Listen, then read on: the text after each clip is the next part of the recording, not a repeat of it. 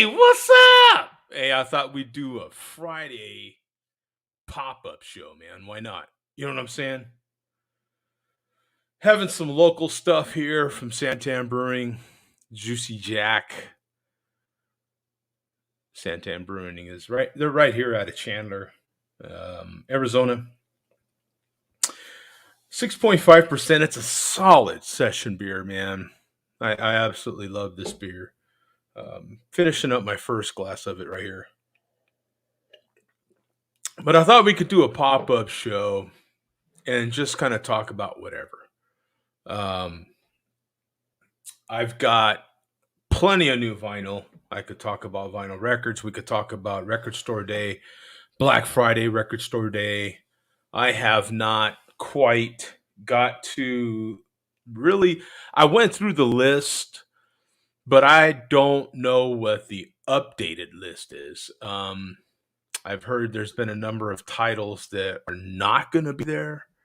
Um, we could talk NFL, uh, just whatever whatever's on your mind, man. So let me post the link in here in case anybody wants to jump in. Let's see here. Let's get that posted. There we go. There we are. In case anybody wants to jump in, but I do have Adele 30 right here. This is my copy. I happened to get it yesterday, which was pretty darn cool. I can talk about it. I'll wait a little bit on this one before I start talking about that one. That was a big, big, big final release. Um, the one that I'm kind of personally disappointed in that I can talk about firsthand, and it's not nothing to do. I haven't even had a chance to listen to the actual record yet. Let me pour this other beer here first. Like I said, this is Juicy Jack from Santan here, right here in Chandler. See if we get a fresh, good can crack. Cans usually fantastic can crack. Nice pour. Same glass. Oh yeah, just like that. Fantastic looking beer. Got a little floaties in there, but that's not a big deal. Oh, solid beer. So let me get to this.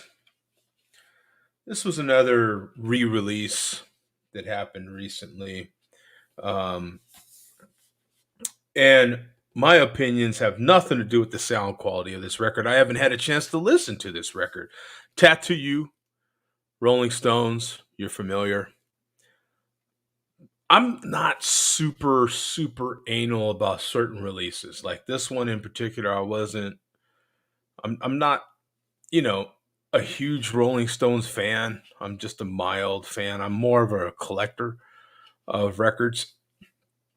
So when this re-release came out, I'm like, hey, I'm gonna get that, add that to my collection. I don't have a copy, so I just wanted a copy of my in my collection. If the cover comes with a small ding or two, I'm not gonna get too upset about it. But this one's got some pretty substantial dings in it. That this alone, I would have forgave. Tell you the truth, it came this way in the packaging. That's the way it came, you open it. It's got a really nice gatefold. I like the artwork in there. It's pretty cool. But then, see the top of the jacket already has some wear in it, man. I don't like that. I mean, it shouldn't have wear in it already. And then, all right, so you're like, okay, all right, well, let me just see here. And then, some pretty cool artwork here on the inner sleeves. You're like, all right, that's cool. That's cool. I'm digging that. I'm digging that. You know, and the inner sleeves look okay. There's some dings here on that same spot from the outside from the jacket. You're like, all right. I'm not liking that, but I can forgive some of that. Of course, if you have wear on the jacket of the album, you're damn sure going to have wear I don't know if you can quite make that out, but there is wear on the inner sleeve as well. Makes sense, right? You're going to get that. Now, my problem was there's some major gashes on the flipping vinyl. Now it's dirty. You have to clean it. So I can forgive dirt, of course, because I have an ultrasonic cleaner, so I'm gonna clean it really good. But look at that gash on the record. I don't even have to go out of my way to show it to you. You see that? Look at that thing. You see it down there, don't you? I mean, you gotta be kidding me with that thing. Brand new record. Nah, unacceptable. So then you flip this one over, and then it looks okay on this side. Of course, there's a lot of dust. You get that on new records. You have to clean your records when you first get them. So you expect some dust. These things are just lit up with static when they first make them. So in the anything in the environment, it's going to just soak it right up. I understand that, but good God, look at that gash on that record. So okay, that's the first part. You're like, all right, I'm not liking that, but you know what I'm saying? Like, all right, let's uh oh, Havana. Let's see what was your go-to beer before craft, not your gateway beer? Bro, Mike, I was Mr. Bud Light. I was that guy. I was diehard Bud Light. Bud Light, Bud Light, Bud Light. That was my go-to. I was that dude, admittedly. So so on to disc two. And this is the one that really did it. I was like, again, kind of the other one was the white version of the same photo. This is the kind of negative look at this same photo, which is decent. Okay, I'm not all right, some decent artwork there. But you pull out this too, and I kind of don't care how I'm handling this because I already know I'm sending it back. But there's a defect right here by my fingers. You can see that defect down there. You flip it over, and where is this gash? There is just the biggest scratch you've ever seen. Where is it? Or maybe that was all of them. You know what? There's another album I'm sending back as well. Another record I'm sending back. That one looks like it might have been the top record in the box that they opened at Amazon. I order most of my vinyl through Amazon. An overwhelming majority of my records I order through Amazon. Some of them I order from some local record stores. Zia Records here in Phoenix is another record store I order from, and Mike from uh, oh my God, how did I forget his? I order from him kind of regularly. The In Groove, Mike from the In Groove. Um, yeah, I order from him as well. And then there's a cat out of Illinois that I order from as well. But the overwhelming majority of my vinyl I get from Amazon. And for times like this, when I get something that is just unacceptable, just get on Amazon. You know how they are about returns. Other than that, I am sending this one back. Once it has scratches or blemishes on the actual vinyl that I know are going to affect playback, I'm just sending it back. So this I got on release day, but I am sending it back. It's been a couple of weeks. I haven't got to it yet, but I will send that back. Havana said, many have said that. Yeah, thanks for your response, bro. Yeah, no, you know what, Bud Light, and every once in a while, I still go back to Bud Light. I will still, well, you know what's funny is I used to drink Bud Light religiously. And when I go back to macro beer, I'll go back to the red can to regular Budweiser. It's kind of funny. I'll buy a six pack, and I think it's because traditional regular Budweiser does like all these specialty, uh, um, all this specialty labeling and all that sort of thing. They'll have your local sports team on a six pack. They'll have these different seasonal six packs or 12 packs or 30 packs. Whatever the pack is, they'll have seasonal versions of it. So it can be kind of fun, to pick up some of those and collect the cans for a little while. I finally was able to get a copy of a particular one step um, that I've been wanting since I started collecting vinyl. And this one I did get from the In Groove. If you go to his channel on YouTube, the In Groove, Mike is the owner, him and his wife, and he will buy big major collections from other record collectors, right? Spend top dollar on them, and then he sells them, back to us. So he bought a collection recently, and it had a bunch of one steps in it, and he'll post them on his website. And the minute I saw this one on there, I was like, and I bought it immediately. I Apple paid in, boom, right away, immediately. And he'll have it ready for you in like an hour or two. You can go pick it up. So I was able to get this Marvin Gaye, What's Going On? The one step. Paid top dollar for it, but it's sealed. It is in mint condition. Sealed. It's number 6227 out of 7,500. And this is, I, I have debated whether to open it and really listen to it, but I'm like, God, if the original owner kept it sealed, I'm going to just keep it sealed. I don't know. What do you guys think? I, I'm just going to keep it sealed. I do have my pre-order in for the same record. The 50th anniversary edition is coming out in January. January 28th, I think, of 22. So I do have my pre-order in for that one.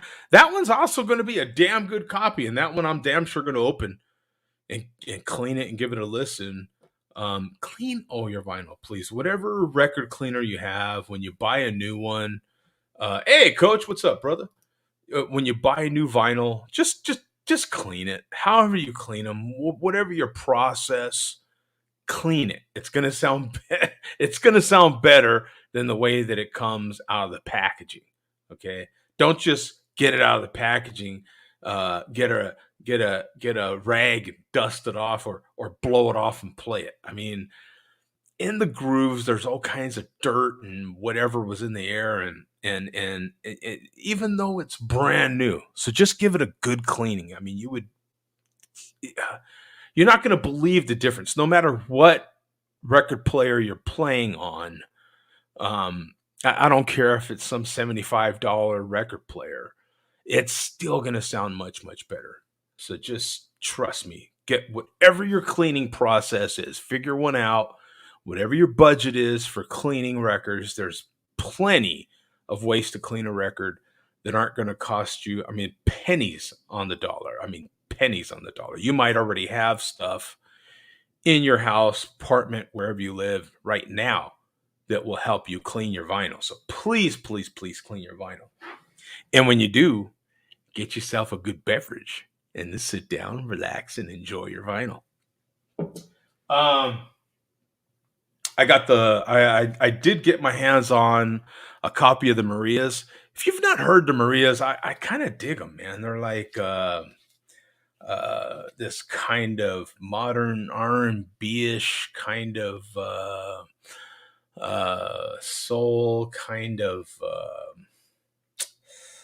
Uh, I don't know. I really like their sound.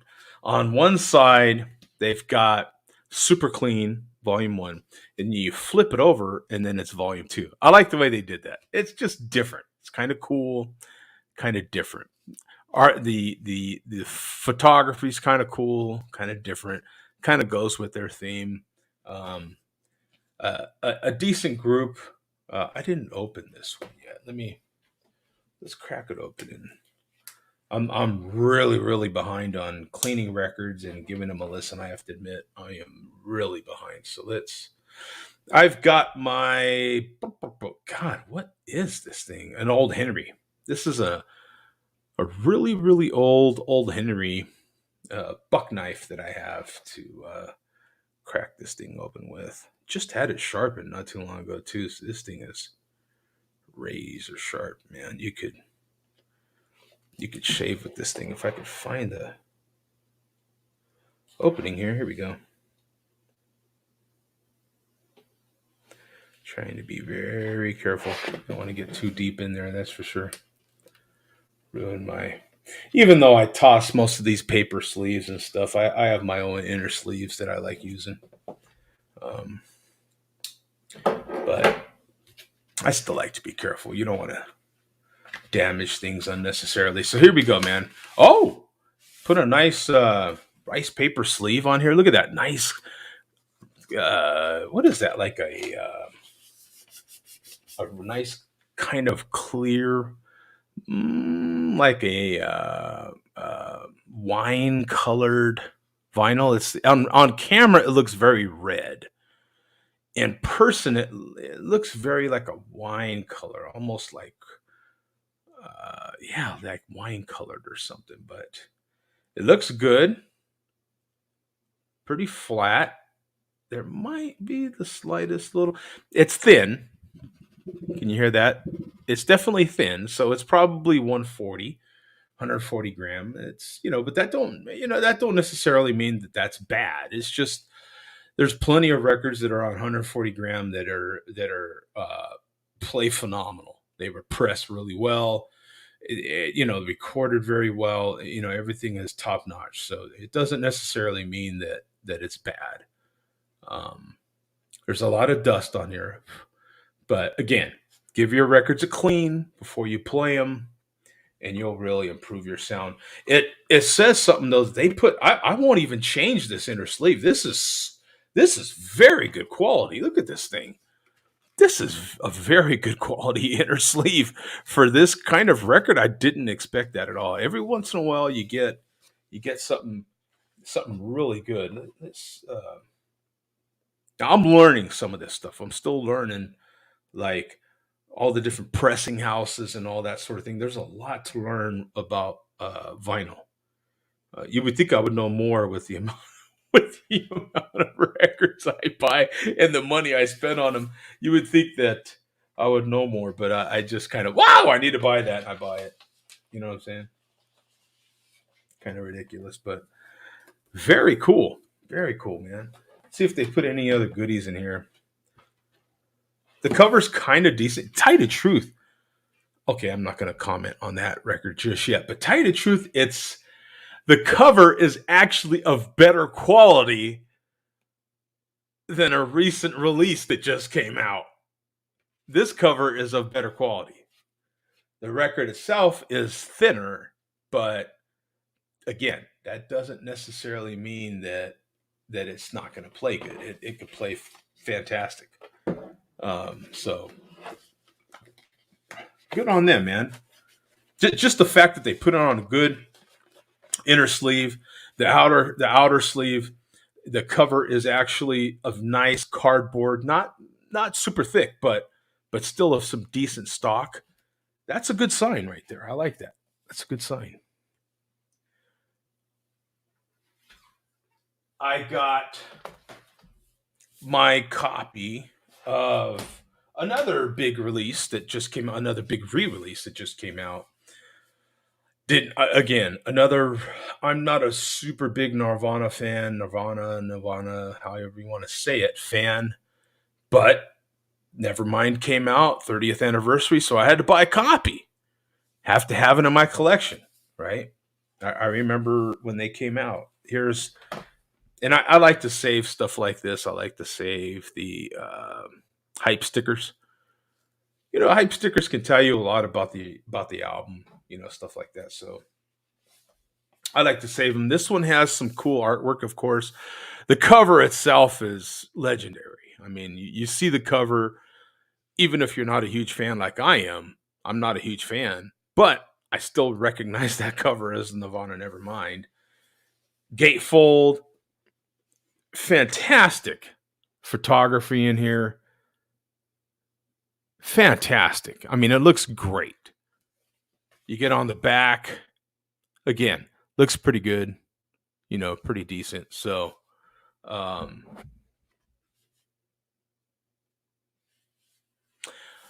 really, really good stock here. Nice and thick, really thick. Now, mine came with a little ding right here. Can you see that little ding on the corner? Again, I don't sweat these things as much. This was a very affordable record. It didn't break the bank at all. I think it was, I don't know, $30 or something like that, $35. It was a very affordable record. Single disc, came with another 7-inch on the inside. This one has some decent artwork on the front as well. Good photography. Uh, the back is pretty simple. And this also is a decent thickness. You know, nice inner sleeve on this copy as well. Uh, this is 45 RPM on this 7-inch. So, and there you go, man. Looks like very good quality. I still have to, clean this and give it a listen myself. Again, I am running way behind on all that stuff. But with my ultrasonic cleaner, I can clean 5 discs at a time. 5 or 6? 5. I can clean 5 at a time, but I don't load it up that heavy. I will clean 3 at a time. I like to give just a little more space in there between discs to make sure. Tom says, hey, Tom says cheers right off the bat, and then says that he saw the album at Target. Was so tempted. Too tempting, not to buy it. Yeah, I things like this, man. I just I have to have them, especially if it's a new release. The way things are now, as a matter of fact, Chad, um, the owner of Acoustic Sounds, he makes videos. He has a Acoustic Sounds channel on YouTube. He put out a video today. And again, he's talked about it many, many times on his YouTube channel. Since he's one of the big players, he owns RTI. You know what I'm saying? The press or co-owner of RTI, something like that. So anyway, he is involved with RTI, directly. So he knows what the pressing process is like, the timeline. And like he said, there's this particular album right now, Coltrane, that he said, we put it out there, bam, he said it sold out immediately. And then he said it was like 13 months. They just re-released it again right now. 13 months before they could get it re-released because of there's so much vinyl in line to get pressed that it could take over a year, 2 years to repress. So it behooves you, if you collect vinyl, to get it when it's released, because man, it could be a mofo. How you doing, Coach? I'm doing good, man. Just watching this Rod Blagojevich documentary. Well, So okay. the How's that? governor, the ex-governor of Illinois, Illinois. It's good. It's informative, a little boring, but it's a good documentary. I love when you do these pop-up shows, man. Love them. So Thanks, bro. yeah, Yeah, I was like, why not? You know what I'm saying? Like, I'm like, hey, yeah, I'm gonna do a yeah, little pop up show. I yeah. should Happy be working Friday. on photography, but why work when you can play? Exactly. Yeah, exactly. Yeah, I don't. I have to admit, I am not a politics guy, so I have no idea who you're talking about and why you would even be interested in watching that.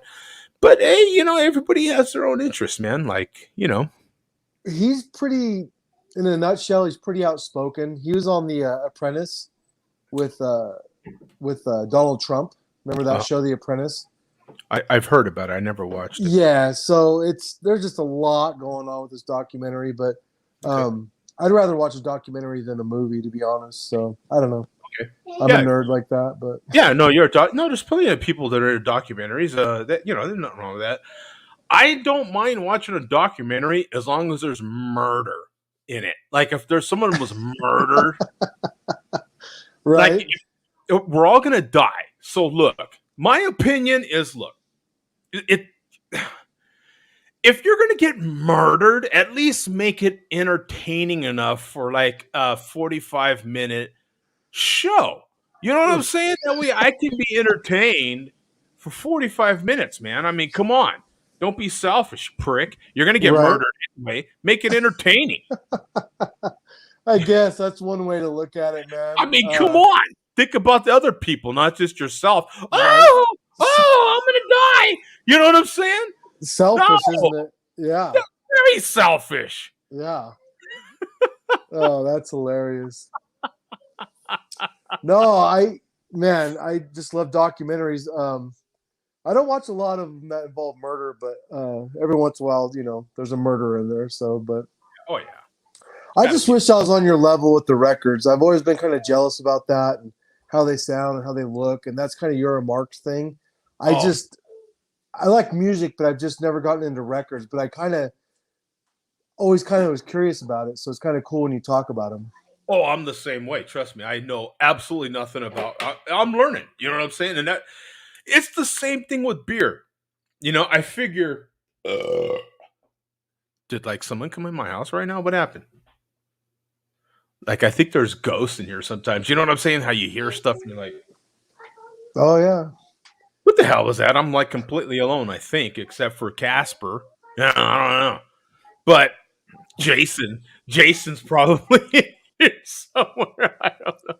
But no, for me, it's just like beer. Like matter of fact, Havana asked this question earlier. What was your go-to beer before craft, not your gateway beer? Which hmm was a good question, fair question, especially for him, someone his age.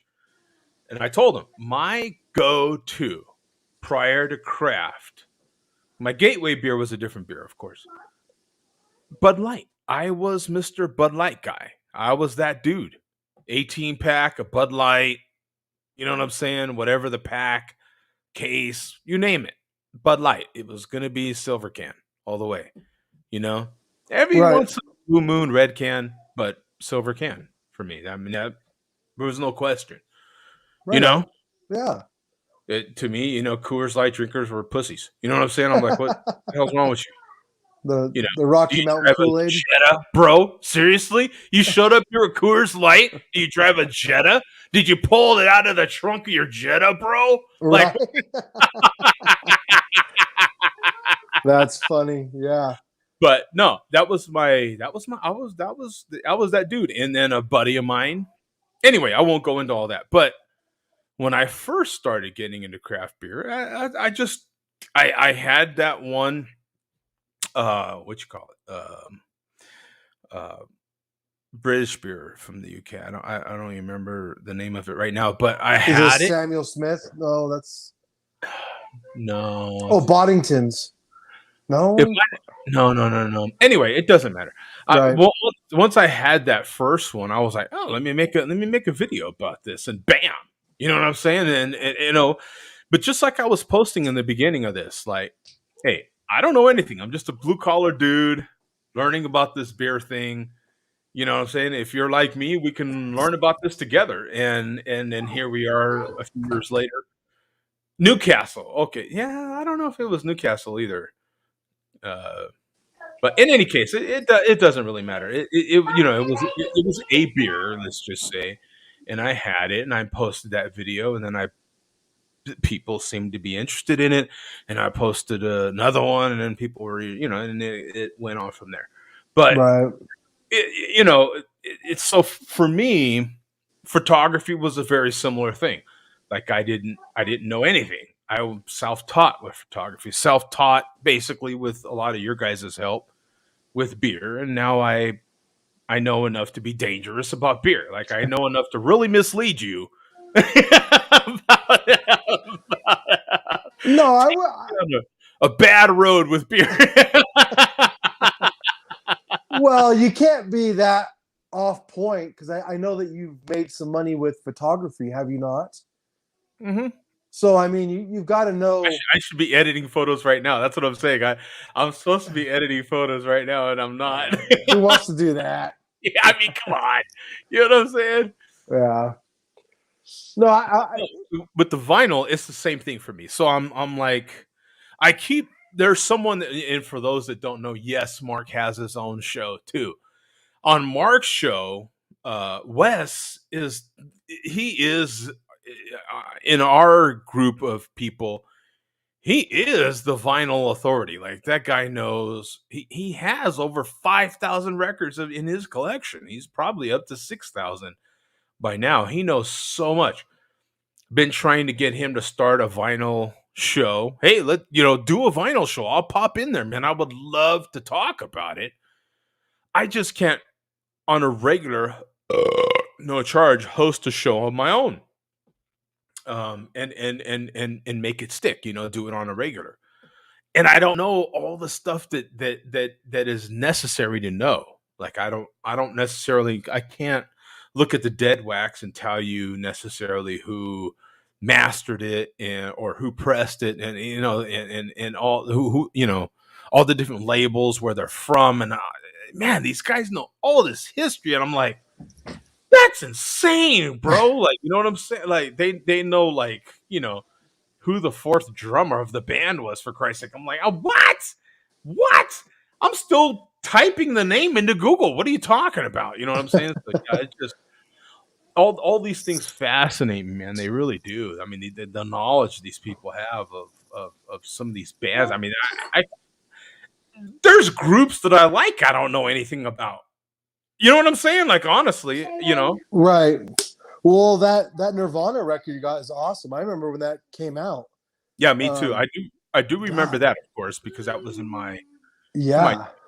That was I was alive for that. And to tell you the truth, I didn't really like it. I mean, at the time, that grunge stuff, and that's what it was called at the time, was for a particular taste. It wasn't for everybody. The people that loved it, I mean, loved it. But Nirvana was on that edge, right? They were the start of grunge rock. They were the start of grunge lifestyle. That whole like we wear plaid and we don't give a f and we wear beanies year round and you know what I'm saying? They were like I don't know, man. Like we wear mismatched stuff and we wear our plaid shirts wrapped around our waist and you know what I'm saying? Just this whole lifestyle, yeah. that whole Seattle, Portland sort of Northwest lifestyle, you And know. they started like a culture, kind of like you're Yeah, right. You hit it right in the exactly. Yeah, head. culture. That's a much much better word. Yeah, Uh, exactly. because that's right around that the time that the ska music came around with a lot of horns and the Nirvana scene, and they started that whole like thing, and it's still kind of a thing. It's died down since, but I remember because I was listening to like Tupac, Easy E, that kind of stuff. You know what I mean? Mhm. So I didn't necessarily dislike that album. There's only a few songs I like though, but I have a lot of memories of Nirvana because they were big, man. They were big. There was no not if you were alive in that time period. There was no not knowing who they were and stuff like that. I right. just was a fan at the time. There was too many other things going on that I liked that I was really into at that time period. I was in my early 20s and hello. You know what I'm saying? There was a lot of stuff going on. And yeah, I wasn't into that. So, now I'm more accepting of it, and I've listened to it a bunch. And actually, this is my second Nirvana record. I do have the unplugged version, which is a very highly regarded unplugged version. The Uh, live version, right? yeah, the Yeah. Yep. MTV unplugged. That was my first unplugged record from Nice. MTV, and then I have the Eric Clapton unplugged as well. Oh, that's cool. Yeah. Some of these, as a collector, some of these are just, I'm not necessarily a fan of all the records I buy. You know what I'm saying? I buy them for a particular reason. You know firsthand, I love clarity. I love, so yeah, I'm listing for different things when I'm buying particular records, and Nirvana Unplugged, hits all those points. Here's another record that kind of caught me by surprise. I don't know if you've heard it just yet, but it's Kylie. I can't say her last name, man. Kylie Minaj or uh, I think you hit it, Minaj. Minaj. Is that her Yeah. name? Well, Um, there's a Nicki Minaj, Kylie Minaj, Kylie Kylie. Minogue, Kylie Minogue. No, is that? I Yeah, think. Yeah, I think that's what it is. been around for a long time. Um, but this is Disco, and this is the guest list edition of her record. It's a 3 disc. I haven't even opened it yet, so let me see here. I can do that now. Let me see. There's no reason why I can't. Yeah, I have not even opened it. So I've got so many damn. Oh, good. We've got the masturbator is here Moderating the moderating comments. the comments. That's awesome, brother. That is awesome. Thank you for doing that. I appreciate that. So the way this one came is this is like a plastic slip cover. You see that? And it goes over the whole front of it. This is so cool. So I'm cutting the tape that's on the end. I'm gonna cut that, and it slides right over. I'm trying to be very careful because this knife is sharp. I just had it sharpened. Let's see. Cutting the tape. There we are. So now it should slide right out. You see how that Oh, works? nice. That's badass. Yeah, it's pretty cool. And this is nice. This plastic has some serious weight to it. Like this is not cheap plastic. You know what I'm saying? That is some quality stuff. Now I've got a little bit of a ding here on the corner. So Okay. in the collecting world, this would be considered, not mint anymore. It Right. would be just very good, just Right. VG. It would still be VG plus, but just little dings like that start taking away your points, if you will.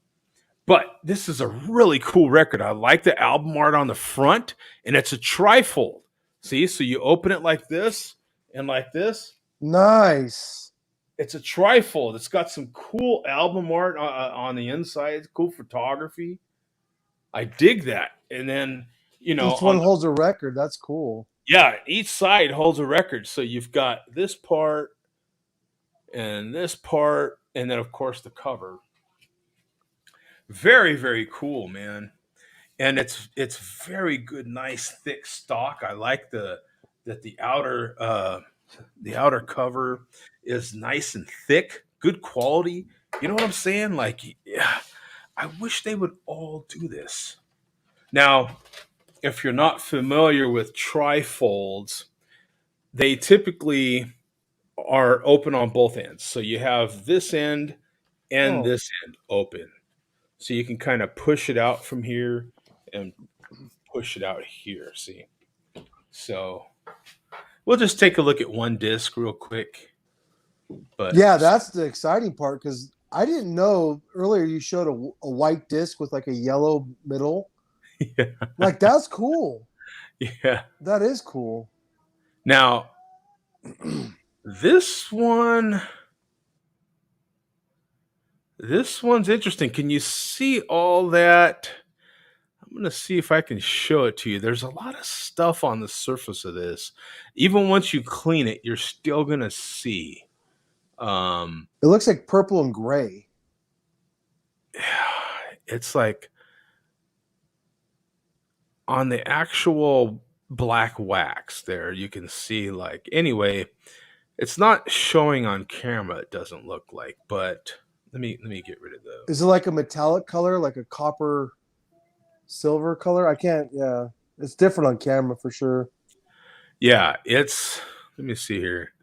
Oh, yeah, you might be able to, well, no. Anyway, it should play just fine. You sometimes get that in certain records, but I don't have to have colored vinyl all the time. I'm kind of one of those people that believe in black vinyl is better.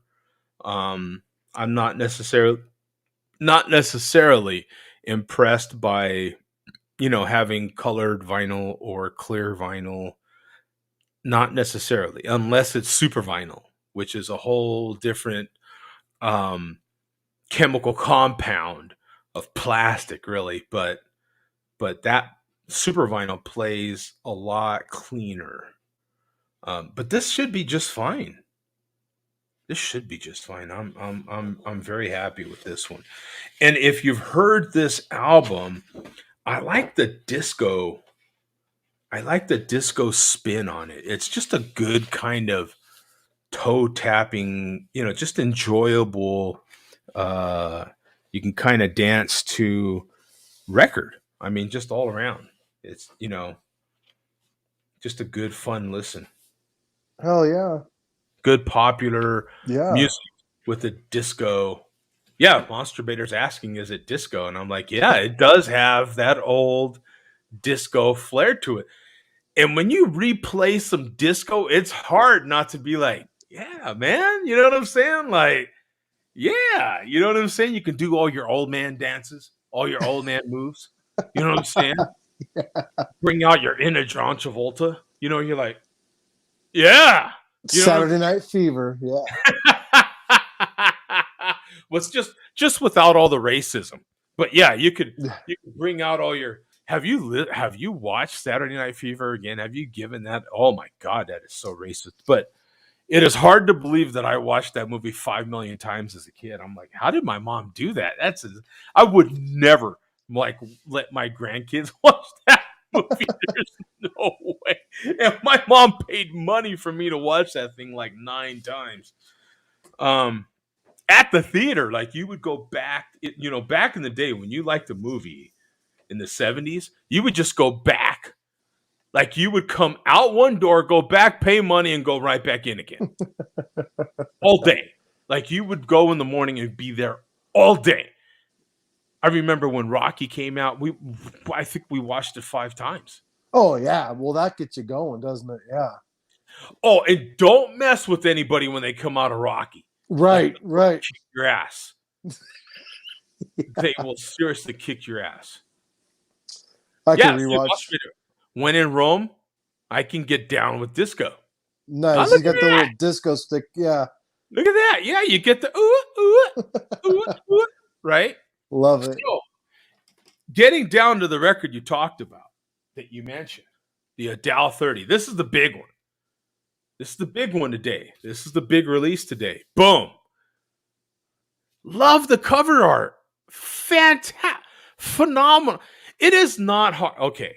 I take portraits of beautiful women. It is not hard to be a great photography or to have great photography, great portraits when you're dealing with beautiful women. I mean, give me a break. You can toss your camera up in the air, it'll come back with great photos. I mean, that's the way it works, right? So phenomenal. I mean, love this. This is solid. This is great photography. The back is decent. It's fine, right? List all the songs. That part's fine. The first disappointment is this is a 2 LP non-gatefold.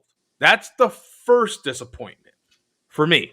I would love for someone else who has this album or has opinions on the album to jump in and let's talk about this record, because there is a lot of big Adele fans out there. I am not one of them.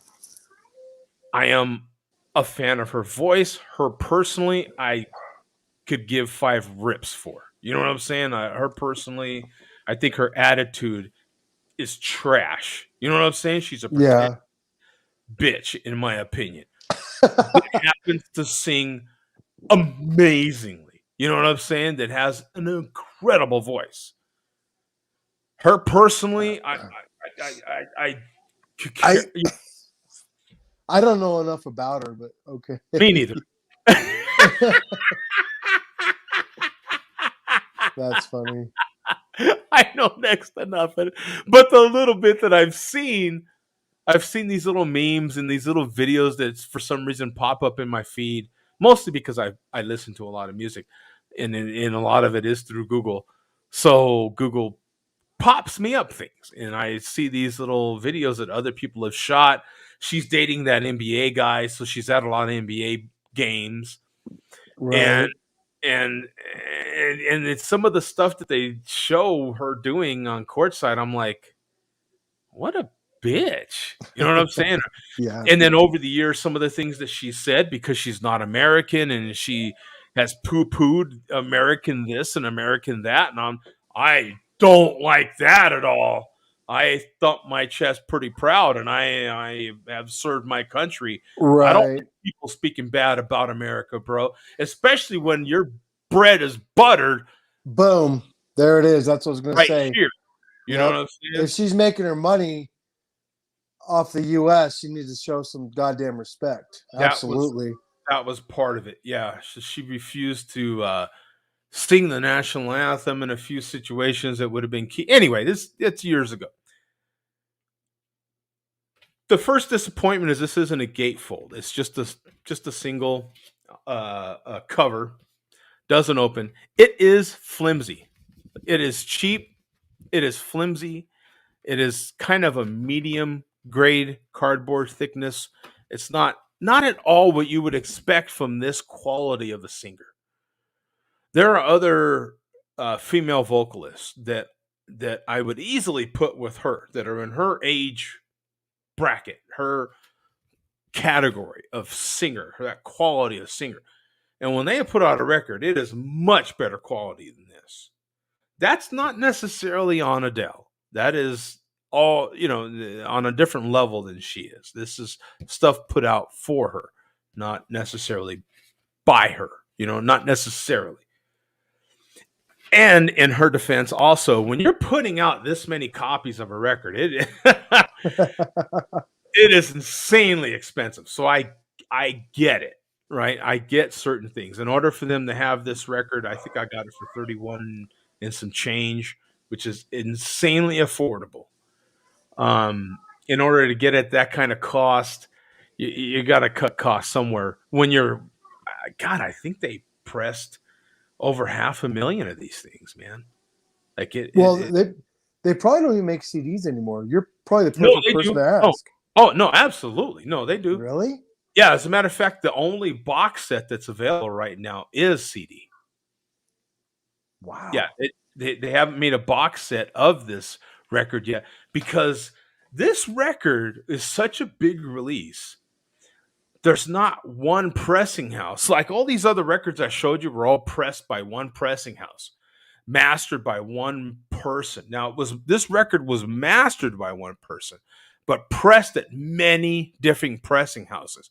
So you can't necessarily pin it down to, okay, it was pressed at RTI or it was pressed at this pressing house or that pressing house, because it was pressed a little bit at all of them. Another disappointment. So I've got two disappointments. It's not gatefold. I understand as far as a cost goes, the reasons why. Still doesn't mean I'm not disappointed. Disappointed with the thinness of the cover. It's not a nice thick cardboard cover. Not a gatefold. That's two. Okay. That's just on the outset. The photography, I've heard other people review this record already, and a lot of people like the photography. I don't. I'm not a big fan. An artist like, are you kidding me? And this is all you got on the inner sleeves. You don't even know who that is right there. All the photos are her leaning back on some chair, and the artwork is ridiculous. You've got this incredible looking artist, beautiful. This is a decent photo. This is decent, and this is so okay. And the inner sleeves are of a decent quality, though. I'll give it that. They're decent quality inner sleeves, decent. And I do like that it gives you the lyrics on each side. I like that. Okay. Now I've got the Over Easy record. There's many different. There's a black version, there's a clear vinyl version, and there's the Over Easy version, which is what I got. Well, the Sunny Side Up version. I've got Yeah, the sunny side. There you go. I've got the side up version of this record. Okay. Which is an Amazon, it was an Amazon exclusive. So I love it. That's badass to me. That looks dope. Like I love that. what I do like about it, it is 33 and a third. Typically you would think, okay, 3 songs per side, it's 45. But it's not. It's 33 and a third. Now, some of the reviewers that have reviewed this record already that have gotten it, that I trust, have said that it plays actually very quiet. They were incredibly surprised. Now, the reviewer that I trust that reviewed it already has a clear vinyl version. So I'm wondering, since it was pressed at so many different pressing houses, quality control is an issue here because I've got 2 records, 2 discs. Okay. Now, this one, and it's not going to be seen on camera. There's no way for me to show it to you unless I had a scale, and I don't have a scale. But this one is thinner. When you're in person, it is obvious just holding them. Much thinner than the other one. Much. I wonder I, why. exactly. I'm like, what? Now, is it going to make a difference in playback? I don't know yet. I haven't cleaned them. I haven't played them, so I don't know yet. I would imagine it's probably just fine. You know what I'm saying? But again, for me, another gripe. You know what I'm saying? Just another gripe. I don't mind that it looks like a sunny side up egg. I don't mind. It's Yeah, cool. I love it, man. it's different. It does make this particular version of the album stick out more so than the others. Well, I guess the clear version would look like just a raw egg. Yeah, exactly. Yeah, yeah. That's funny. And this would look like the cooked egg. And the black version, I don't know. You don't want no part of that. But um, what can you say? I've heard the album digitally. It's a phenomenal album. I mean, give it a listen. If you have not heard it, give it a listen. Put on your favorite earbuds. However you choose to listen to it, listen to it. It's a phenomenal album. I mean, the only parts that I am not a big fan of, and it's probably just me in the get off my lawn part of my life here, I am not a big fan of artists when they start yapping. Sing. I am literally am giving you money to sing. I don't want to Mhm. hear your opinion on junk. Yep. I don't. The more you talk, the more I'm not gonna like you. Right. You know what I'm saying? Oh It's yeah. like that hot chick that's finally gonna give you that piece of ass, and all you're gonna do is talk your way out of it. Right? The more you run your yap, the more you're drying up your chances, if you know what I'm saying. Yeah. So you know what I'm saying? You're like, oh, okay, I'm gonna shut my yap because I'm gonna ruin this opportunity Get for to me. the good stuff. Get to the point. Yeah.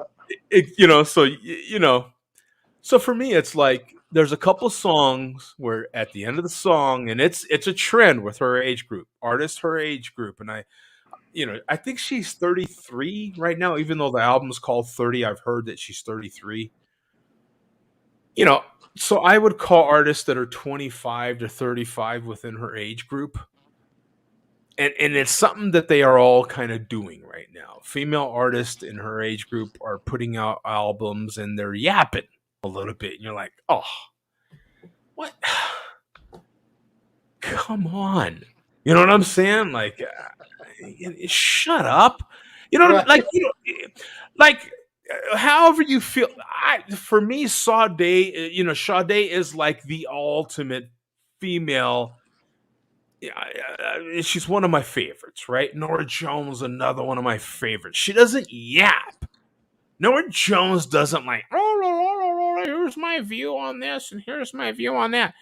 As a matter of fact, when she had her YouTube channel during the pandemic, she would hardly talk at all. She would just start playing music and singing. It was so enjoyable. She would pick up her guitar. This is Nora Jones and sing into her iPhone for F's sake, and it was amazing. To me, that's a true artist. That's a serious vocalist. I've not heard Adele do that. So to me, Adele will always be down a notch from those singers that I Right. actually feel like will randomly just you want to hear talent, son? Listen to this. Bam. I'll sing right now. Like, you know what I'm saying? Boom. Well, you got to give the people what they want, Yeah. not not what they want to hear. Give them what they want. Mhm. So, hey, I got to hop off, but I have a question for you. I think it's a good question. Sure. Which color of record is easiest to clean? Because you're talking about cleaning, and you said no matter what your budget is, because I was watching before I hopped on. Yeah. So what color, in your opinion, is easiest to clean? And I'm going to say probably black because you can see all the dust Yeah. and the impurities in there. But maybe I'm wrong. Well, easiest to clean. I don't. As far as that goes, it's going to be just all of them. They're all going to clean the same. Uh, for me, black would be the easiest to notice. Um, if it is clean, truly clean. You know what I'm saying? This white Gotcha. vinyl, when I clean it, I'm going to use the same exact process. It's going to be hard to pick out if it really is, super clean or not. As to like right now. Right now, I know it's dirty just because I have done so many records. When it's clean and when it's not clean, it's still hard to tell on a white record. It's the same thing with cars, right? Like certain paint colors. A black car, you can tell immediately if it's. Right. I mean, what looks better than black when it's just super clean, you know? So maybe we'll get you a blue light flashlight so you can shine it against your. you know. Hey, Um, thanks for letting me join, man. hey, I absolutely, love bro. the pop up shows. These make me happy. So Yeah, cool. That's good, man. yeah, That's good. hell yeah. Well, cheers, man. And Absolutely. We'll see you tomorrow, bro. hell yeah. Have a good night. All right, man. Peace. Cool. So yeah, good to have Coach in there. Good to have Coach in the house. So that is Adele. That is Adele. Got my copy yesterday. I would every once in a while. Amazon will do that. Every once in a while, Amazon will deliver before release day. And yeah, I got my copy yesterday. So very happy about that. You know, as a collector, when you can get stuff a day early, you're like, woohoo! You know what I'm saying? Right before, it's like, you know, and everyone else is still waiting, till today. So it's not in the now that it's out in today's now it doesn't really matter at all. But you know, It's when you're in that, like yesterday, I was like, "Whoa, I already have it." It was kind of cool. You kind of savor it, But now it's Friday, and hell, oh, we got Craig in the house too, man. Yo, brother, what's up? Um, Now that it's Friday night here, and of course it's way into Saturday where Craig's at, across the pond. Now it's not a big deal at all. But in the moment, in that moment, you're like, oh yeah, this is kind of cool. I like that. But yeah, for me, this was my album of all albums to have. This particular copy of What's Going On from Marvin Gaye. This is a highly regarded. Yeah, see, Craig says it's only 4:30 in the morning, Saturday morning. By the way, he's living on the future. Oh, he's on. Hey, well, jump on in, man. Hey, what better time than when you're taking that morning leak? You know what I'm saying? Please don't. Yeah, please finish whatever you're doing, and then jump in when and if you feel like it. I mean, only if you feel like it. This was my, like, I don't know, what do you call that? What do you call that thing you've been wanting and wanting and wanting and wanting, and then white whale? Is it? It didn't. I guess it was kind of eluding me because I didn't have any other way to get it. Is it really a white whale? It was just a matter of time, really, before I got my hands on a copy. And then Mike bought that huge collection, and I was like, oh, he bought a collection. And then in his video, he said, and this is Mike from the In Groove that owns the In Groove record store here in Phoenix. And he made that video, and you guys can see his videos too. Go on YouTube, go on the In Groove YouTube channel, and subscribe, man. He is a wealth of knowledge. Super cool, man. Super cool. Mike is exactly the way you see him on camera. He's that way in person. You ask him anything, he's going to make sure you understand it. He's going to go through it with you, man. He is really cool. Him and his wife are super cool. But he posted that collection. He said it was a ton of one steps. So I went on the website right away to see if he had that Marvin Gaye, and he did, and I bought it immediately. I bought it immediately. I paid for it. I paid, but I got it. It's a sealed copy. I felt it was worth the money. Yeah, something I've been wanting for a long time. And it's funny because it's sealed, so now I can't open it. I feel like I can't open it. I personally feel like I'll ruin it if I open it. I'll immediately reduce the value of it if I open it. You know what I'm saying? So I'm like, oh, I don't know. So I'm never opening it. I swear to God, that thing will stay sealed just the way I bought it.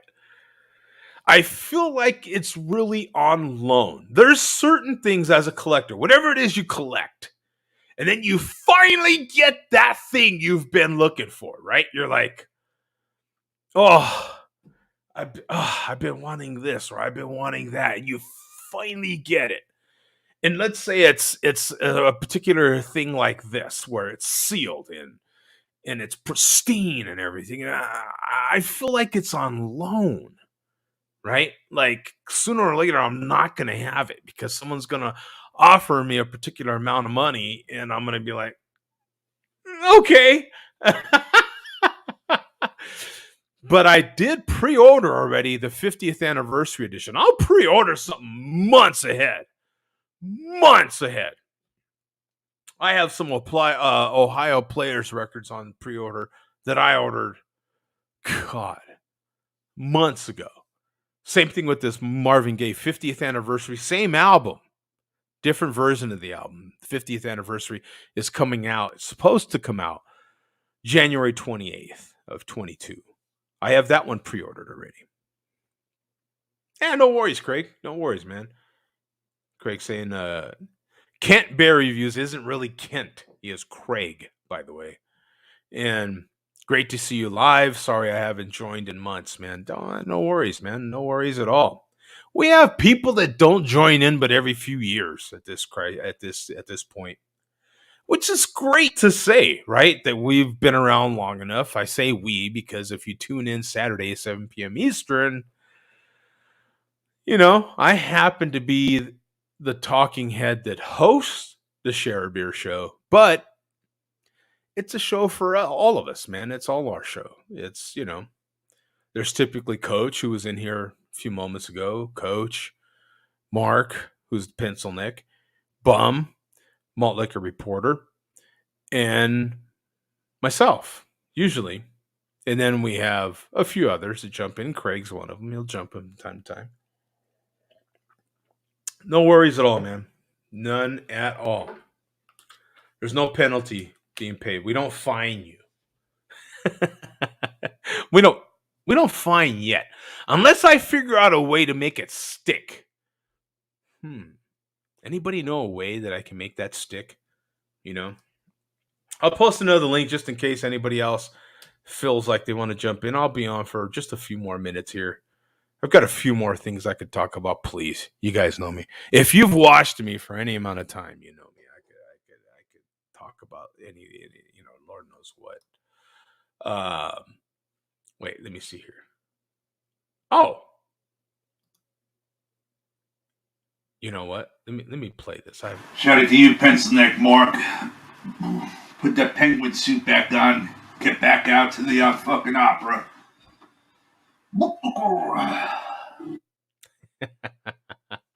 There's some rants that are put out there just in case you haven't watched. Oh, 209 saying shh. Everybody in the malt liquor community, they all tell me to shut up, that I talk too much.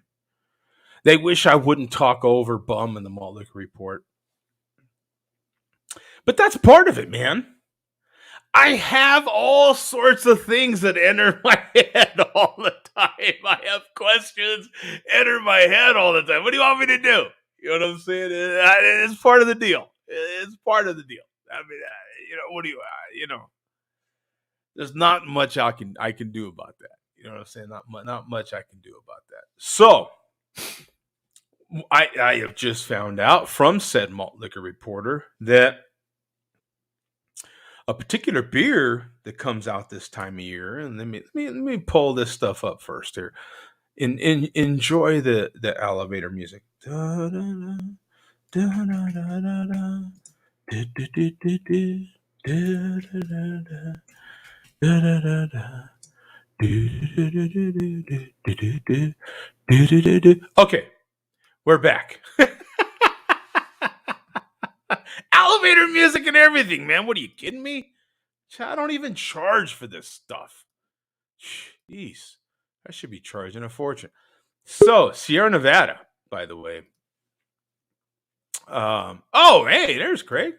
How you doing, brother? What's up? There's a few of us going on here, so look at a few beers. There's Adam. There, not him. That one in the red. Yeah, there's Adam. Red shirt. All right. Oh yeah, I've seen this guy before too. We were just talking about him, weren't we? Yeah, you know who he is. I'm a man from the internet. You're a man. That's yeah, we were just. He's the Blue Nose Beer Reviews. Does the Roundtree Brewery. And yeah, we were just talking about him. I think last Saturday. Yeah, and were your ears buzzing? Your ears were buzzing. He's just cleaning because that's what he does. That's it. Well, I'm gonna get too drunk and I just start cleaning. There you go. Oh. Oh yeah, look at that, 5 a.m. So you almost 5 a.m. We're on the piss tomorrow as well, so. We this is one of our rare get-togethers. So, and then we got like good friend Rory. Oh hey Rory, what's up, man? Rory, yeah, he's an awesome chap. I know you. Don't worry, Pisshead. Mr. Pisshead. He's on And we got another one chilling out there. Hey, what's up, brother? Peter the Clueless Drinker. So there's 4 of us here. Well, 3 of us. The Beavers and you know, we're all good mates. So that's it. That's cool, man. Hell yeah, when you can actually get together, even if it's every once in a while. That is awesome, brother. Awesome. Yeah, I say the way things are over here at the moment. We're probably doing it at the right time because things are getting a bit crap. So, but yeah, there he is. Look at Are the man. are Look at the they man in about red. to? I heard something they're about to. Are they locking things down again over there? Or what's going on over there, man? How's? We're not here. Yeah, not here, but in parts of Europe, like Austria, and potentially in the next few days, Germany, looking a bit dodgy. Really? Yeah, and Austria, you've got to have it's mandatory vaccinations from February. So yeah, it's getting pretty like that. And that's everyone, not just where you're working. Everyone, it's mandatory. That's the first country in Europe that have stated that. So we'll see how every citizen. Yeah. Wow. Wow. So I mean, people think they got it bad where they are, and you hear that, and you think, But anyway, whatever. Let's not talk about that. It's politics and blah blah. So it's good to see you, man. It's really cool.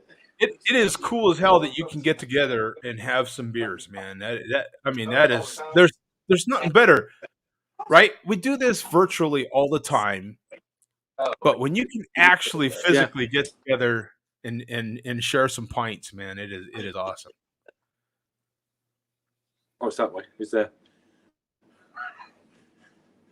2 Herberts behind me? There you go. No control over it. Yeah, man. What's everyone laughing for? Twats. Oh, here we go. What's what we're currently on anyway? It's quite old. It's old. It's an old beer. There we go. Oh, barrel aged. So beer from What is that? Something barrel aged? Oh, that's kind of cool. Yeah, by Weird Beard. Weird Beard in West London. Oh, Hanwell, Weird Beard. West Okay. London. Yeah. 9.2. 9.2. So what'd you think of that? Was it past its prime? It's 4 years. It's 4 years in a bottle. Yeah. We just cracked it.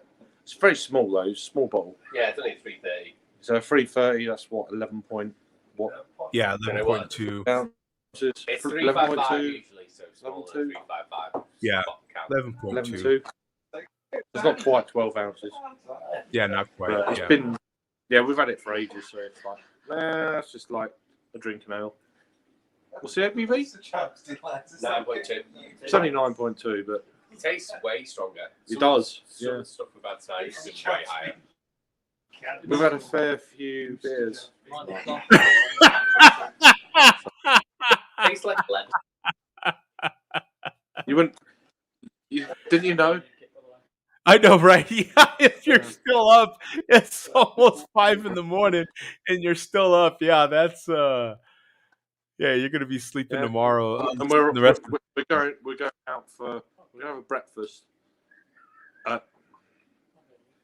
And then we're gonna go out to a pub at I'm gonna lunchtime. have to stop drinking in about half an hour Half an hour. because I'm going to drive. So it's drive, and they got to stop drinking half an hour. Basically, 2 of us have got to help each other.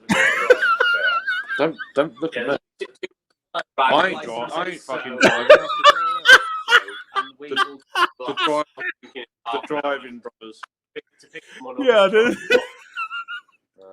this is awesome. Not me. Okay, we're gonna stop drinking for a half hour because we have to drive. No, half an hour, not for a half an hour. Oh, okay. They're gonna go sleep for an hour. So come on. Oh, okay. So that you combine that with a half hour, and that's a solid 90 minutes. Yeah, that's pretty good. No, And dust yourself off. Just make sure you dust no, off. no. I mean, that's sensible, right? Yeah, 6 hours. It's sensible. Sensible. that's it. Yeah, Sensible. just 6 hours. So what? You're gonna get sensible ale then, or what's the deal? I'll just stop drinking. I'm just make sure you comb your hair. As long as you comb your hair and change your underwear, you're good to go. I'm not sure the police would advise that you get pulled over. I've got a hotel. I don't think the I police don't would. care. You don't drive? Oh, okay. I don't drive, no, but I've also got a hotel. So I'm doubly jabbed. Doubly jabbed. I don't think that's how that works. I'm double jabbed, thus I can drive. Yeah, I can't drive, and I've got a hotel room. It's a double jab. I'm talking shit now, believe it or not. Okay. Yeah. What you just cracked? Yeah. I've got to stop in half. It doesn't mean I'm not going to crack another beer. Still half to go. It's 11%. It's going to be a very bumpy ride. It's only 440. New beginning. It's a new beginning.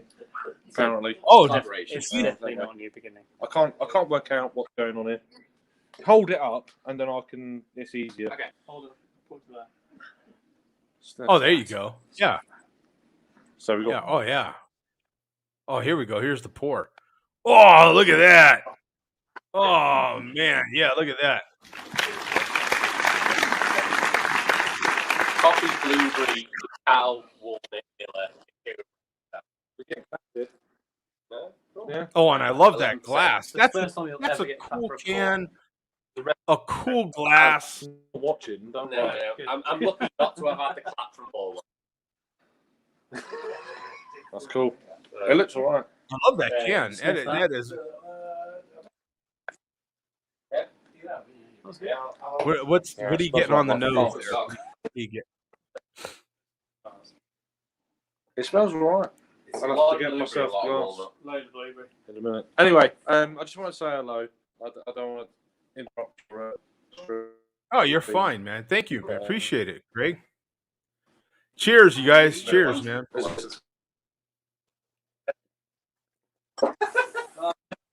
Yeah, so after you've done the important part of your show, maybe we'll join tomorrow night. We'll see.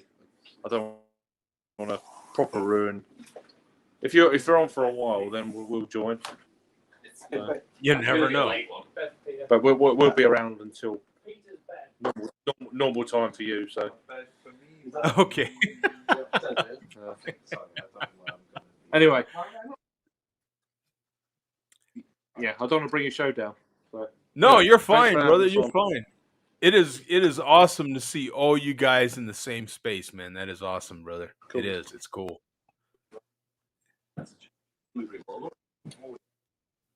Cool. Well, you take care. I'll maybe see you tomorrow. Okay, Craig. Peace out, brother. Thank you, man. Bye. Later, guys. Peace out, man.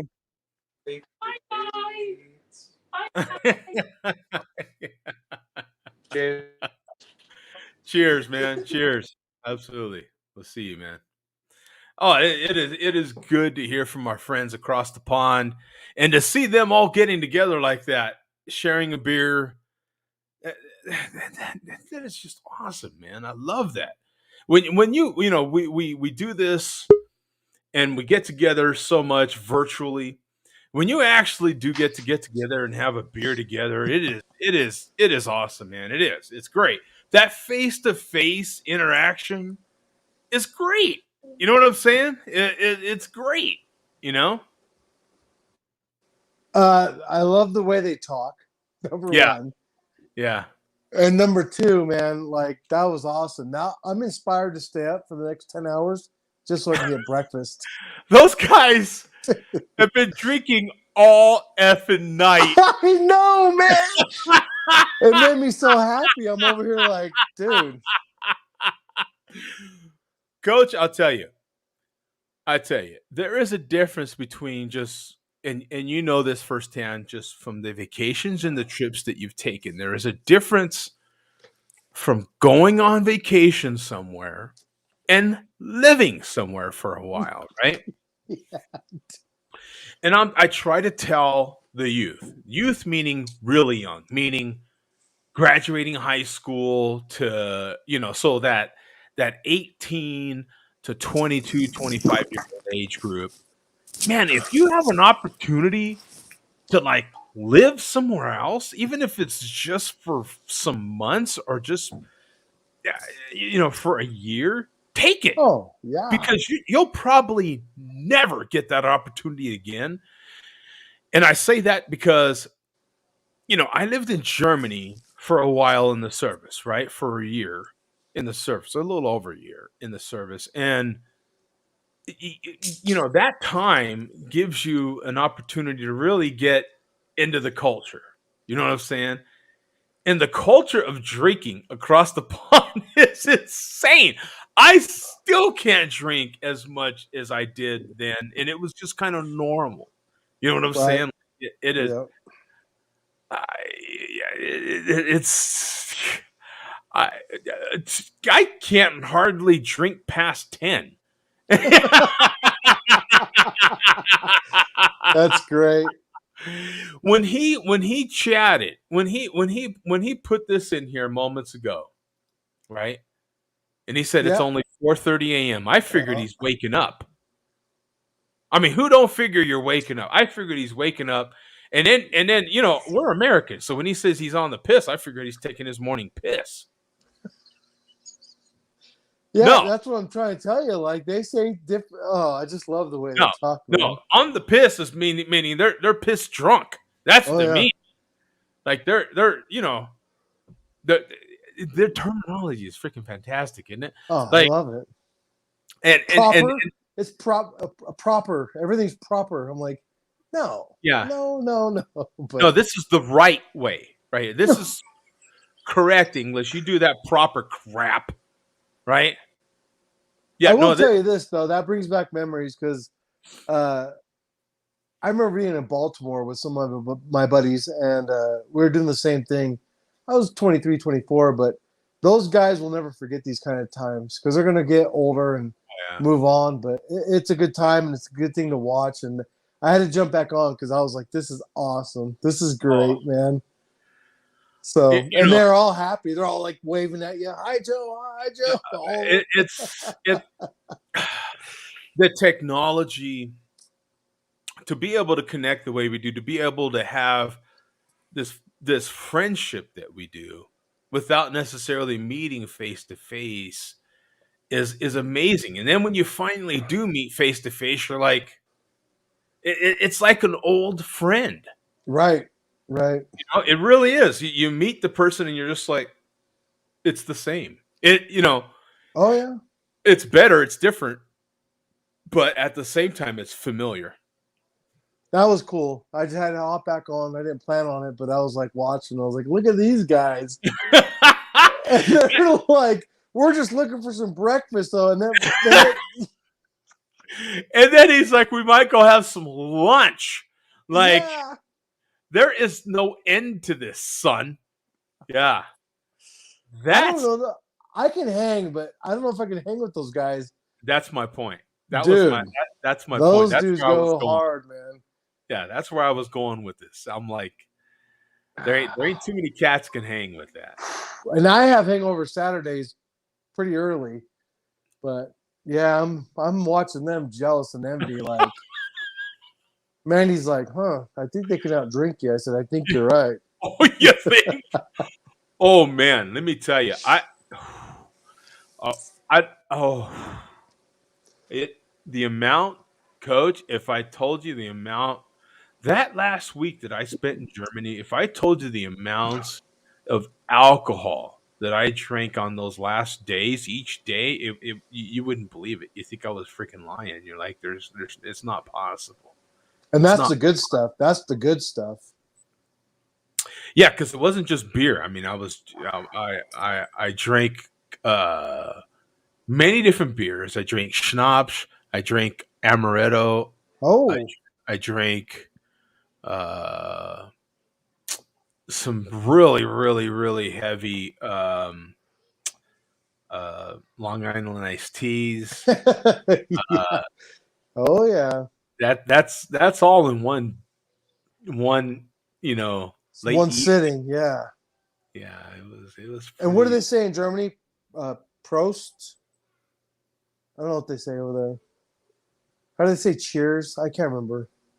So Oh, um, I thought it was like Prost or Prost or I don't know. But anyway, oh yeah, I'm forgetting. God, I used to speak a little German, and that was one thing I learned. I picked up German really quickly over there, so I found it in for me personally an easy language to learn at that age, and so I could speak quite a bit of it over there. And then when I came back here, I didn't have anyone to talk to, and I just kind of lost it. You know what I'm saying? Like, so that's a disappointment because I could have at least I lost speaking Spanish, and then I learned how to speak German, and I lost that too. You know what I'm saying? I'm like, yeah. ugh, you know. Oh And now forget it. The only stuff I know is what I see in movies. That's literally yeah. Right, right. Yeah, that's where I learned my. Yeah, exactly. I love that. Yeah. No, man, I had to hop back on. That made my month. That was awesome to watch those guys. Oh, I was jealous. I'm like, I want to join that crew right now. So, I mean, what's cool about that too is the knowledge that those guys have about beer oh is yeah, insane. I mean, it really is. Adam and his buddy that brews beer as well and has his own review channel. That other guy, those guys know a lot about beer, a lot, and so does Craig. Craig right. knows an incredible amount. They all seem to know an immense amount about UK beers.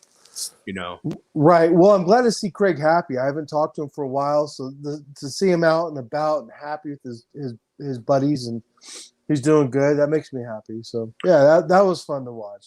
Yeah. yeah. If you don't watch Craig's channel, I mean, he gets out to the pubs, dude. Yeah. Now, granted, there's a lot of pubs, That's right. but I mean, I I remember what it was like in Germany, at least Germany. I wasn't stationed in the UK. I had brief moments, hours to spend in London, and that was it. So I can't really speak on it. But in Germany, dear God, it's got to be similar. I mean, pubs are everywhere. I mean, Right. everywhere. I mean, beer was just part of the culture over there. It was, whew, It's wow, life. Yeah. It's it life. was Yeah. fantastic. Yeah, I had the time of my memories. I'll never forget, ever, ever, ever forget. And when I was over there, I helped. God, I feel like there's a freaking ghost in here or something. I keep looking over there, and um, but I trained, I helped train a lot of the other NATO forces over there, and specifically the Italians. I work with the Italian army quite a bit. I mean, a lot. Out of all the different armed forces across the world that I work with, I worked with the Italians the most. And me being part Italian, that was all they needed to know. They were done. There was two of us that were part Italian. They were done. They didn't want to deal with anybody else, just me and another guy named Pupo. Because And your family at that oh, point. Yeah. Oh yeah. the memories I have with those guys while I was stationed in Germany are incredible. I'll have them the rest of my life. They're just buried in me. I mean, those guys were great. There was 16 of them, and oh, those guys are great. That's all I can say. Those guys are great, man. We, Yeah. we we had some fantastic times, man. They taught me a lot, and they felt I taught them quite a bit too. I don't know what the hell I taught them, but you know, Oh, they I'm sure you taught him more than you know, man. They taught me I'm a sure they remember it just like you remember it. You know. lot. These guys were great, and they, Yeah. I mean, the one guy was he wanted me to go back with him to Italy so I could meet his sister. He wanted me to date his sister. There you go. Well, He that's what I'm telling you. showed Yeah. me pictures of his sister, and she was hot. I'm like, wow, a redheaded Italian. Wow. No, that's an Irish undercover. No, swear to God, she was Really? redheaded Italian. Yeah, yeah, swear to God. Yeah, they owned. They were their parents were. They owned a lot of Fiat dealerships in Italy, so they were pretty well off over there and stuff. Um, it, it, That is the car over there, isn't it? Yeah. yeah, so they owned several, according to him at that time, several car dealerships. And oh yeah, had it been nowadays when you have Facebook and all these other things, and you could have kept in touch a little better.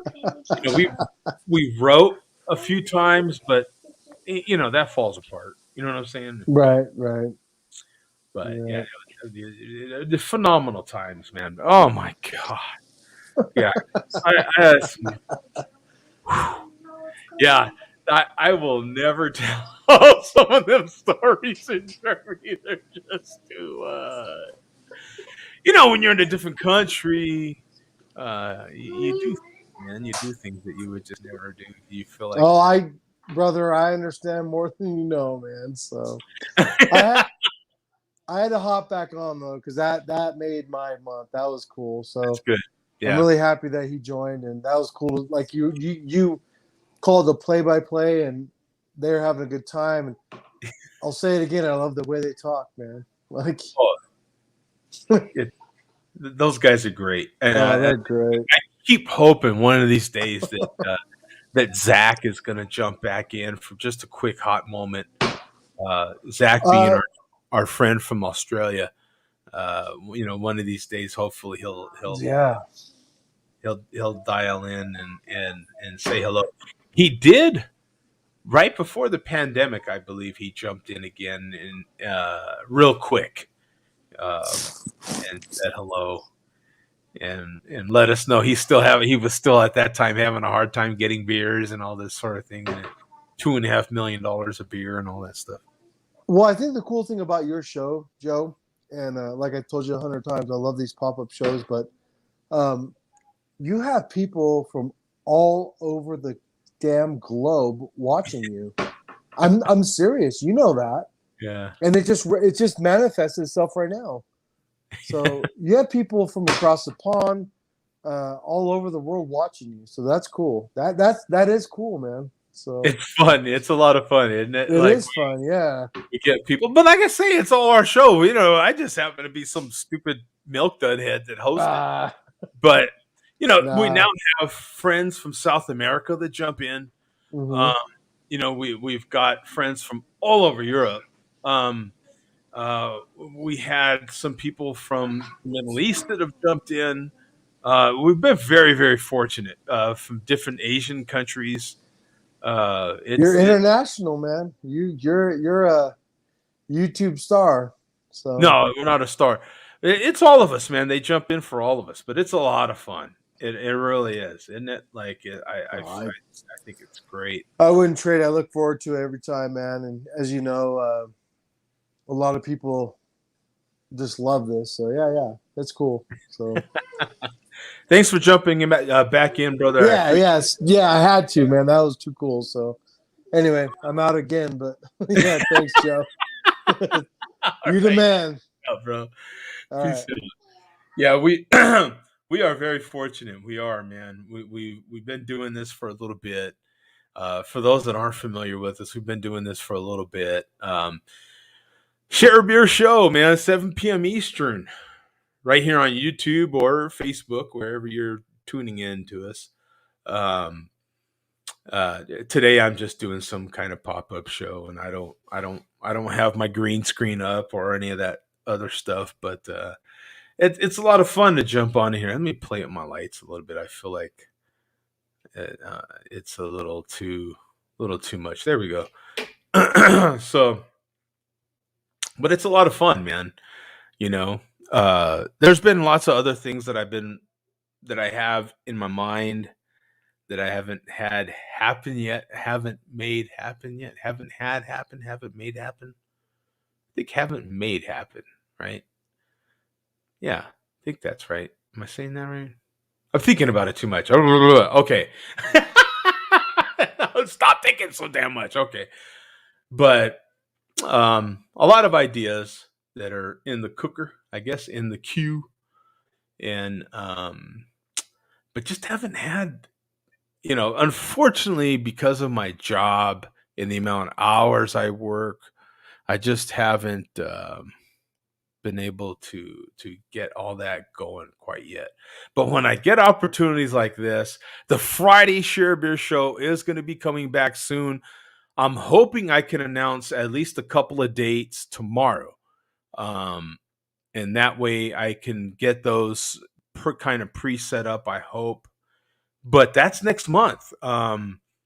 Next month we will have the first uh, installment of the Friday Share Beer Show, and they're going to be kind of sporadic because of some of my travel plans as well. I've already made some travel plans. Boy, I keep hearing stuff. It is weird. I'm going to be making some travel. Oh, I already did book some travel plans, so that's going to interfere a little bit. But now that I've done that, I can set more of a schedule. So it looks like it's going to be in maybe 3 days. 3 different days are going to be spread out a little bit, but 3 different Friday Share Beer shows. That'll be. It's always fun. Again, just like tonight, we get different people popping in. It's always fun to kind of get that. You know what I'm saying? The Friday shows used to have their own flavor, their own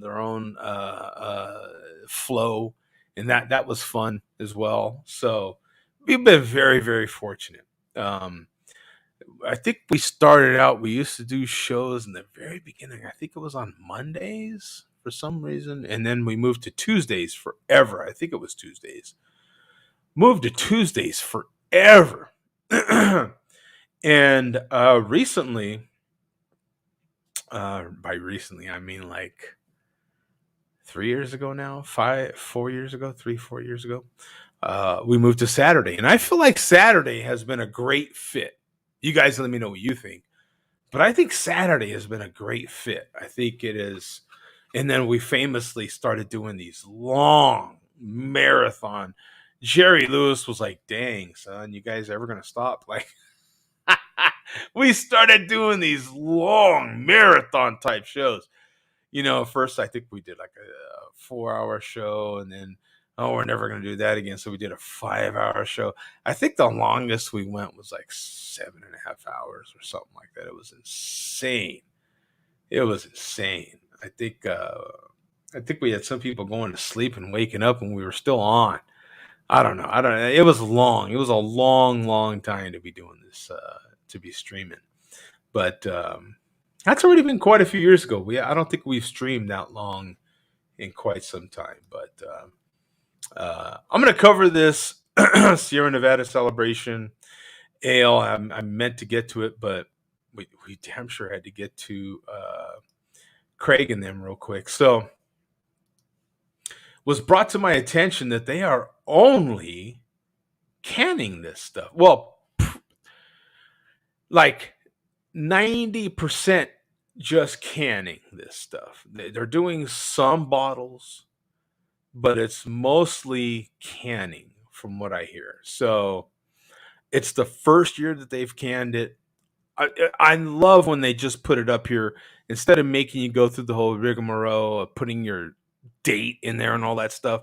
When they just ask you, are you over 21 or not? Yes. You know what I'm saying? That I can deal with that. But as you can see here on their front page, they've got a can. And Bum's the one that collects the bottles every year. And so he heard there were still some bottles out there. They're doing a very limited amount of bottles. And I didn't realize this. I didn't realize this. And I think for the overwhelming majority of us, it ain't really going to make a big deal, right? I personally, it doesn't bother me at all. I actually like that it's in a can. To me, it should taste really good in a can. It should be just as fresh and retain its freshness longer, in my opinion, in a can. I'm not going to go over the taste and all of its stuff because this beer has been around for decades. But I will say 6.8% this year because it could be a little different. Uh, 65 bitterness units or BTUs, and here's your gravities. Okay, nutritional facts. 200, I guess 223. You can see it right here on the screen. Okay, 223 calories. In case somehow you're just listening to this, I don't know why you would, but and 2.6 grams of proteins. Now, our friends across the pond, they get this in the form of energy. I think that is more positive. 223 energy, not calories. Calories is a very negative sounding word. Isn't that sound negative? I like the way instead of making snow angels, they're making hop angels. They're just laying here in a big thing of hops. I think that's cool. But yeah, Celebration Ale has been around forever. It's a pretty good beer. I am not one of those that is a gigantic, Celebration IPA popcorn. What? A 30-minute recipe. So here's the recipe for Celebration popcorn. I will never make that. I will never make it. If I could buy it, I would probably buy some, but I am not going to make it. I'm not that crazy about popcorn in the first place. But if I'm, at a ball game, I'll buy a bag of popcorn. If I'm at a movie, I'll buy a bag of popcorn. You know what I'm saying? If I could buy a big tin of popcorn from them, Celebration IPA flavored popcorn, a big tin, I would do it. But I'm not going to, you know. Here's some of them other beers, if they're other beers, if you're not familiar. But this time of year, Celebration Ale is a big, following, and a lot of people get behind it. I have to admit, I buy it occasionally. I'm not like a big hardcore fan of the beer. I think it's good. I think it's solid. I've moved on to other stuff for me personally. A lot of this Sierra Nevada stuff, tell you the truth, and we talk about that. Some of these kind of, Ishmael says that he loves Celebration Ale. Yeah, I wouldn't say love. For me personally, it's too strong for me. Love, the word. I mean, describing this. But I'm glad you do. I'm glad that you have commented on here that you love Celebration Ale. I like that when people can say, hey, no, I love it. I love it, Jody. I love it. Good. Good. I'm glad you do. That's good. You know what I'm saying? I love beers as well that other people don't necessarily. I just finished having one right now. Juicy Jack happens to be a local beer to me right here in Arizona. Not everybody can get. But that is a beer that I could say yes, I love. I really like. I really like Celebration Ale. I like it. Love, bit strong for me. The word to describe that for me for Celebration Ale. But it is a solid beer. Now Bum said if you go to Untapped, and we will do that. Let me just dial up my Untapped right now, and I'll share the screen again. And here we are. So we're on Untapped. I need to sign in. And I'm Joe_D, as you can see there. So I'm not a robot. I don't think I am not a robot. I am. By the way, iRobot came out again, so you can get that on vinyl if you wish. Now he said we can. Here it is, Celebration Ale, fresh hop. IPA. Said that most people are posting it for this year's version in the can. And he's absolutely right. Here it is. We'll show a few more. Everybody's posting it in the can. So I went to, I was already on my way to my local Sprouts this evening when I got off of work. So I said, hey, well, out of curiosity, let me just, I'm going to pop into Sprouts and just see what they got. Because they're putting it out very, very limited quantities of the bottles this year. And if you're, a collector, these things are a big deal, you know? The problem with cans is they don't necessarily, some cans are cool. Now, Adam, our friend across the pond who happened to be with Craig over there celebrating some ales, had a great can. That beer can that he had was awesome. But yeah, we haven't seen a bottle yet, have we? I'm going to scroll one more time here. Yeah, we haven't seen a bottle yet. Now, the can is cool. Let's take a look at this photo right here. The can is cool. It's a cool can. I like it. But it's missing that special, 2021 labeling on the can. It's just a generic label, which is a disappointment, if you ask me, right? Maybe it does say 2021 somewhere else on the label, but we're not seeing it in any of these photos. I'm not seeing it here. Not seeing it here. Definitely not here and here. Not there. Not there. No one's showing the back of the can. What's going on here? How come we're not seeing the back of the can? We're not seeing all sides of the can. I don't get that. Just the very front of the can. Yeah, someone's got to be showing the back of the can, right? Well, I guess in all fairness, maybe on Untapped you're not seeing the back of the can because let's do an image search. Maybe someone has posted. See, here's some bottles. Is this a? Nope, that's an old one. That's 14. Yeah, it's all cans, man. All you're seeing is cans, and they're. It's funny because when you go here and you look at the all, and they show bottles. I can get bottles. As a matter of fact, they are showing bottles here. My Total Wine. Let's see. 12 pack. And it literally says 24 pack of 12-ounce bottles. That's showing at my Total Wine right here. Well, it's a different Total Wine than I normally go to, but that one's not too far away either. I can order it right now and pick them up. $31.99 a case. They have the bottles. That's kind of cool. Bottle, yeah, because you can bottle, can, or keg specifically. Oh, delivery. Even better. I don't have to get my lazy ass up and actually go there. That is awesome. Man, a whole case of Celebration Ale. That's a commitment. That's a commitment, son. That is a commitment. Here's some more bottles. 6-pack.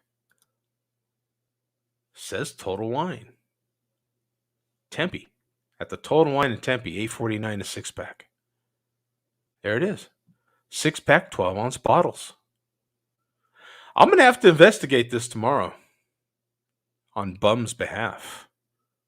And they show to have 12 packs. Bottles. It says bottles specifically. In stock. Delivery available.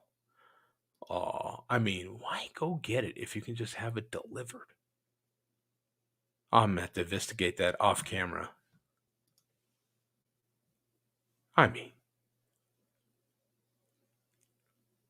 If you can have them delivered, and I could have other stuff delivered too, right? What else do they got? Yeah, because see, it literally listed cans or bottles on Total Wine. So you can see right here. Oh, this is awesome.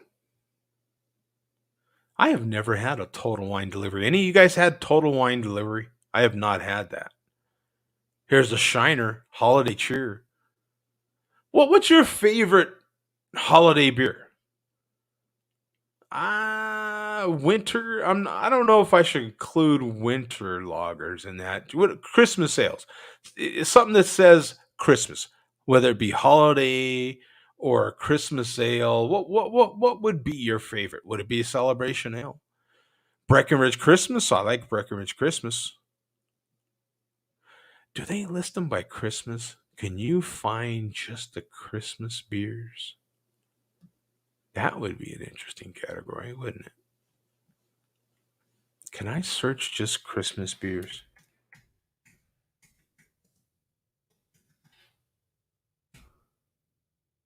Oh, I didn't even type anything in there, did I? That didn't type it in. I head down the whole time. Yeah, Christmas beer. There.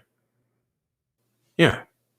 Nutcracker, Boulevard Nutcracker Ale, the Anchor Christmas Ale, which is of course in bottles, Shiner, Breckenridge, Victory Mary Monkey, St. Bernardus. That's another one. That's another one. And so far, all in bottles. Even the Boulevard, right here, it listed 6-pack, 12-ounce bottles. Bottles, bottles, bottles. Cans, son. Samuel Smith's gift pack with a glass. Might have to go pick that up. Nah, I already have a Samuel Smith's glass. I like Samuel Smith's, though. Bell's Christmas Ale. Abita Christmas Ale. I have to admit, I have never had Abita Christmas Ale. I have not had their Samuel Smith's Winter Welcome either. In stock. All these are in stock. In stock available. In stock available. Truly Holiday Mix Pack. Not had that. Samuel Smith's Winter Welcome. See, this is the problem. You go there to get a 6-pack of Celebration Ale in bottles because someone twisted your arm down there to go get it. And then you end up spending $2.5 million because you got to get all this other junk. Look at this. See how they suck you in? Just when you think you're out, they pull you back in. I've had a long time ago. I had this Delirium Noel, Abita Office Party, Santa Fe 7K. That doesn't sound holiday at all. Goose Island Christmas IPA. I've not had that. This Happy Camper. That's not Christmas. I've had those Santa Fe beers. Yeah, happy. No. Dragon. No. Just because it says Santa doesn't make it a. And that means like Santa Fe. And here's the Celebration Ale in bottles. I'm showing it all day long in bottles. Here's a 6-pack. This says cans though, but this one says bottles. Here's bottles again, Celebration. Bottles. And that's 20 minutes for me. Bottles. I'm going to find out because I'll find out and then make my way down there, I suppose. I'm going to go pick some of this up. This will be interesting, man. This will be interesting. I'm curious to see what you can get in your area. Christmas Bomb by Prairie Artisan Ales is a fun one. Okay. Man, I am game. Let's see here. Let's see. Christmas. What was it? Christmas Bomb? He said Christmas Bomb. Christmas Bomb by Artisan. Prairie Artisan. Okay. Christmas Bomb. Yeah, we're going to see. Christmas Bomb. Yeah, there we go. Let's check this out. Let's check it out. I'm down. 77 total. 77,000 total. 380 in the last 30 days. Wow, look at that. It's classified as an imperial stout. 13% ABV, 65 IBUs, 4.11 bottle cap rating. That is solid. Look at that. The bomb that we all know and love, with the addition of Christmas spices, cinnamon, ginger, and nutmeg. Wow. All right. Let's check this out, man. Let's check it out. Okay. Kind of low key, kind of Christmas holiday labeling. All right. Oh, there we go. Santa with some sunglasses. Yeah, I dig it. Yeah. I'll have to see if I can find some of this. Whoa. That looks like the wrong beer. That's Pizza Port Brewing. I've had some of their stuff too. I have not had this. Sounds good.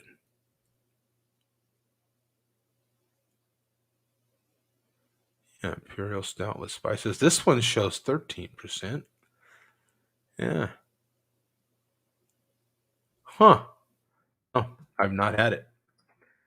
Let's see if I can find it. Might not be able to find it, but we'll see. We will see, man. That'll be interesting. Yeah, thanks for that. I'll have to be on the lookout for that one. Appreciate it, man. I'm going to get out of here, guys. Thank you, Ishmael. Man, damn near 2 hours. That's crazy.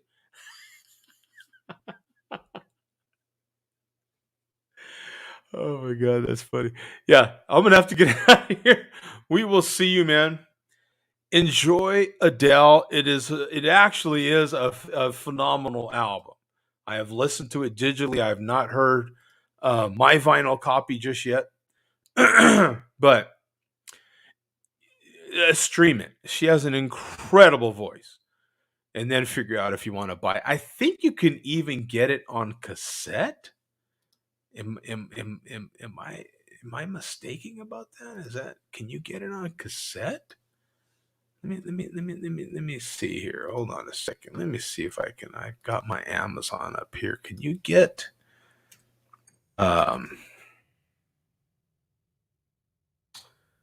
is it available on cassette? Here's the white vinyl. That's the one I ordered.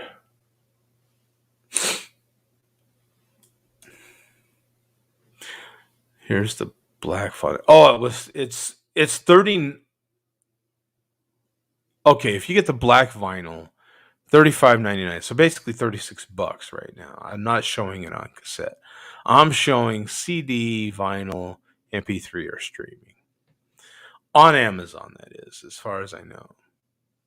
I thought there was a box set, but maybe you have to get that through her website. And I think the box set is only CD right now, if I'm not mistaken.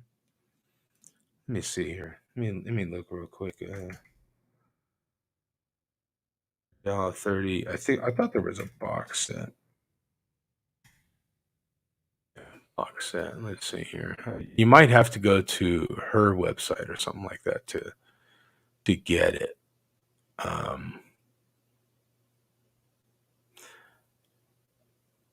Adele 30. Here's the official store. CD box set. Yeah, let's see. Yeah. So here, yeah, here is the CD box. Yeah, I guess you can get it right now. And it comes with the t-shirt. So the box set includes a t-shirt, 5x7. Oh, let me just show you. What am I just talking about it for? Let me show you real quick before I get out of here. What's a cassette? Fake coach. So here's what I'm looking at. This is from Adele's website here, shop.adele.com. And it's kind of cool because it's a t-shirt you can order up to 2XL. So it's kind of cool that you can order a different size shirt. So you get the shirt, 5x7 glossy 5x7 high quality photo print, and CD. and that's the box. CD is a single disc in a standard jewel box with a 16-page insert booklet.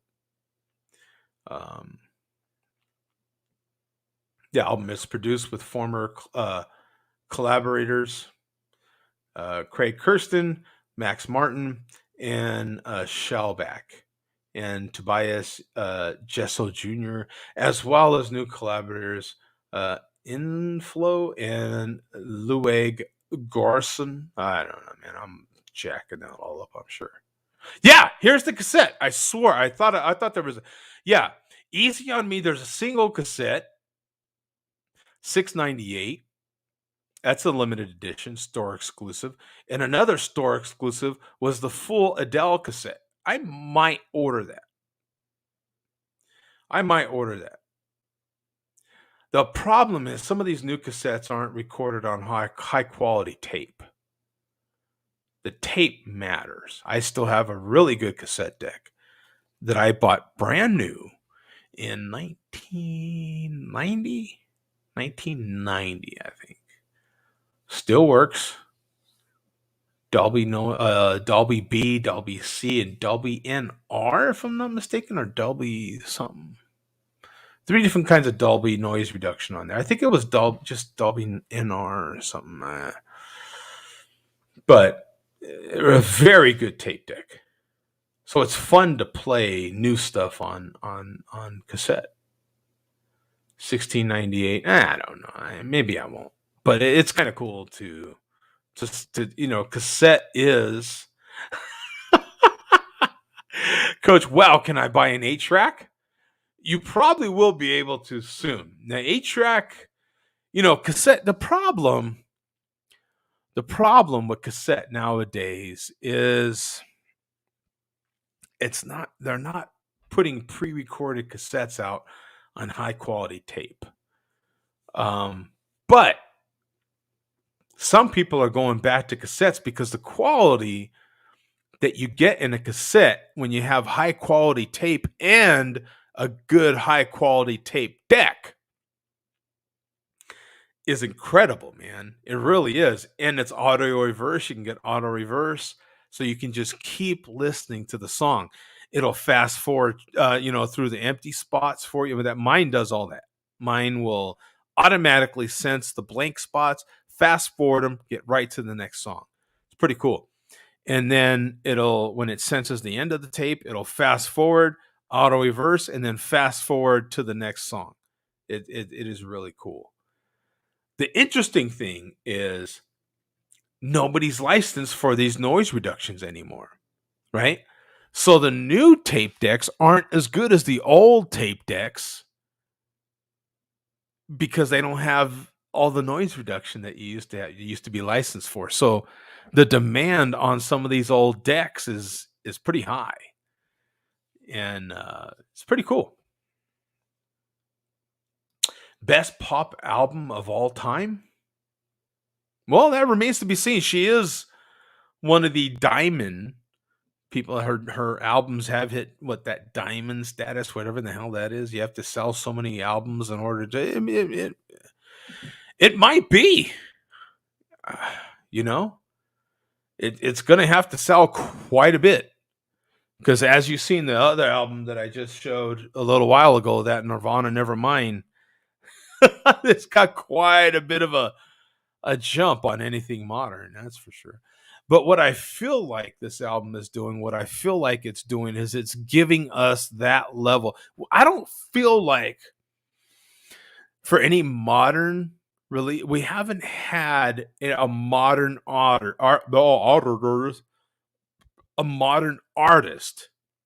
at least in my opinion. We haven't had that artist that has reached the level of like Nirvana Nevermind, or like the Beatles, or some of the old bands and old groups and old singers.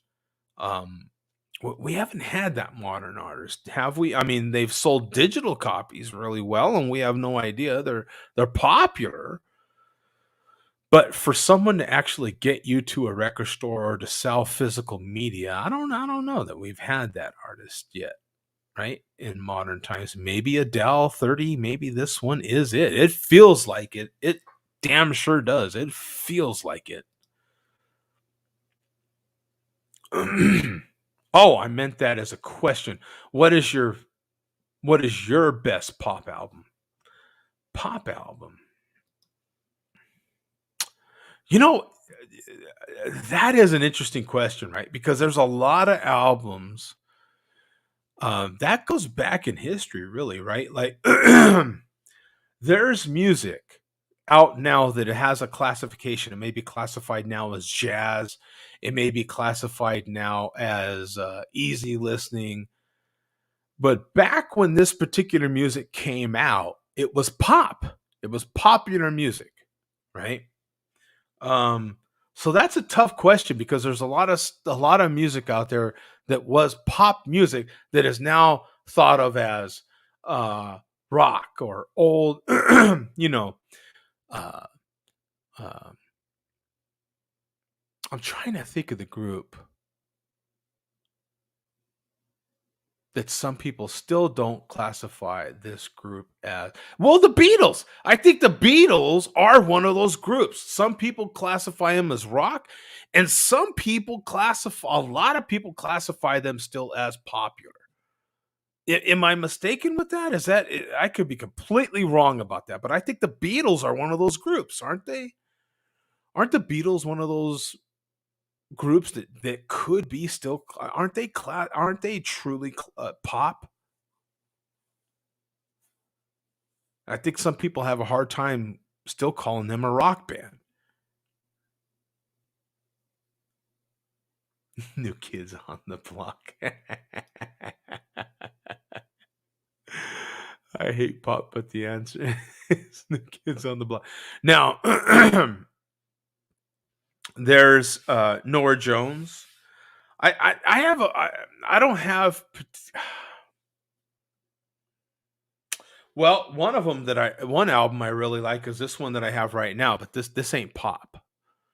This album right here, What's Going On, Marvin Gaye. This ain't pop. I'm trying to think of a pop album. You know what? There actually kind of is, and I think it might. The Beatles are classic. Yeah, no, they're a classic. I'm trying to figure out if the Beatles aren't classified as pop. I something in, something inside me says that I thought I remembered them being pop. Some people call them popular. I don't know. Um, pop. I'm trying to think. There are some albums, and there's some modern artists that are pop. Let me think about that for a second because there's some modern artists that I really like. I really like their stuff. I'm trying to jog my memory, trying to go through some of my recent stuff here. There's God, I am having a major issue in my damn throat. There are some popular. That's a good question because I'm trying to. Oh, yeah, I really like their stuff, but they're not pop music. They're not pop. There's some artists that I like that are classified now. A lot of people would think of them as jazz artists, but at the time they were pop. I like a lot of Frank Sinatra. A lot of his stuff is just classified as popular music at the time. Some of that big band stuff was now called big band, but at the time it was popular music. You know what I'm saying? So like it's an interesting question. I've always loved hip hop, but nowadays I'm getting really into pop. Yes. Okay. Okay. Thank you. Yeah. That Charlie XCX. Yeah. I like her as well. Right. That's if I'm thinking of that same Michael Jackson. Yeah. No, Michael Jackson. Yeah. It's Whitney Houston. Of course, I love Whitney Houston. Um, yeah, Whitney, of course, yeah. Pop was like 90s. Hanson and bit bands, NSYNC, Backstreet Boys. Yeah. No, 90s pop. Yeah, who would be popular 90s pop bands here? Let me see. I was trying to go through my iTunes and trying to figure, or my Apple Music now. It's no longer iTunes, right? But who is that? Let me see here. Trying to get to it real quick. Who would be that? Night.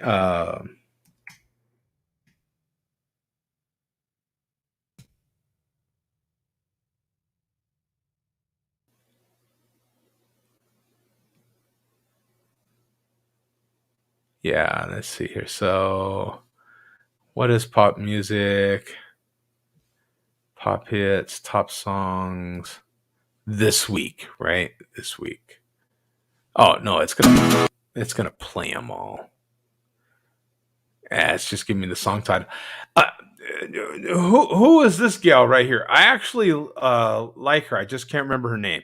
I'm gonna share my screen so you can see the picture of her because I actually like her. I think she's got an incredible voice herself. I know her face. I just can't remember her name right now. Yeah, what is her darn name? I can't. So if you In Sync was huge. They were huge, man. In Sync was incredibly huge. Yeah, absolutely. I do like a few. How come I can't remember her name? Uh, is it Aria something? Aria Grande, Grande, right? Ariana Grande. Yeah. Oh, there you go. Yeah, you put it up there. Yeah, I actually like Ariana Grande. I think I've got every vinyl record she makes. Actually, yeah, I think I do. I think I do. She's actually a pretty darn good modern female pop vocalist. She's actually got a really good voice. And some of her music. So for a modern pop artist, yeah. Um, who else is someone that Ariana Grande is? And who else is? Well, but Nora Jones. But Nora Jones is more jazz, more like jazz singer songwriter. Um, who else? I'm trying to think of who might be popular. Some of these, I love female vocals. That's my main thing. I kind of personally go by that. I love female vocals, male vocals, just vocals in general, and then other genres I might like if would be like blues. I really like different kinds of blues, acoustic blues mostly. I really like different kinds of blues, but boy, acoustic blues, I really dig. Yeah, absolutely. Um, have damn sure have a lot of that kind of vinyl. There's a lot of soul to it. It just kind of mixes that I'm not a big country music fan, but I can appreciate certain parts of it. Uh, yeah, female artists. Yeah, I think a lot of us are the same that way. Although there is that one male pop artist. I'm trying to. Is his name Jeremy something? Is there a Jeremy something happy? Uh, oh man, I'm trying to. I suck with names, right? I suck with names. Um, Faces. I remember Faces. I remember. I think there's like a Jeremy something or other who might be a male pop artist. And you know who else I like? Is it Chris something? He's more hip hop. Is it Chris Brown or Chris? Yeah, Chris Brown, isn't it? Chris Brown. He had the thing with Rihanna, right? Was it Rihanna? Oh, I suck at all this modern. Uh, but yeah, I think it's Chris Brown, right? I think he's a pretty darn good artist as well. I think he's pretty talented pop artist. John Legend is another one. I think modern pop artist. He's closer to my age, I think, actually, isn't he? In John Legend in his 40s. Um, I'm not a God, and some of these artists are really complicated, right? Because Kanye West, I feel like crosses a bunch of genres.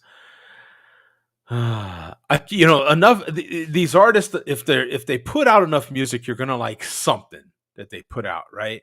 Kanye West is that artist for me. I think he's an absolute fool, right? But a genius at the same time. The guy it pumps out a lot of good tunes. I mean, just uh, you know, and I think I do actually have one of his albums. Jay Z is another one. The one artist that I think female artist that I don't have any of her albums, and it might shock you, is Jay Z's wife. What's her name?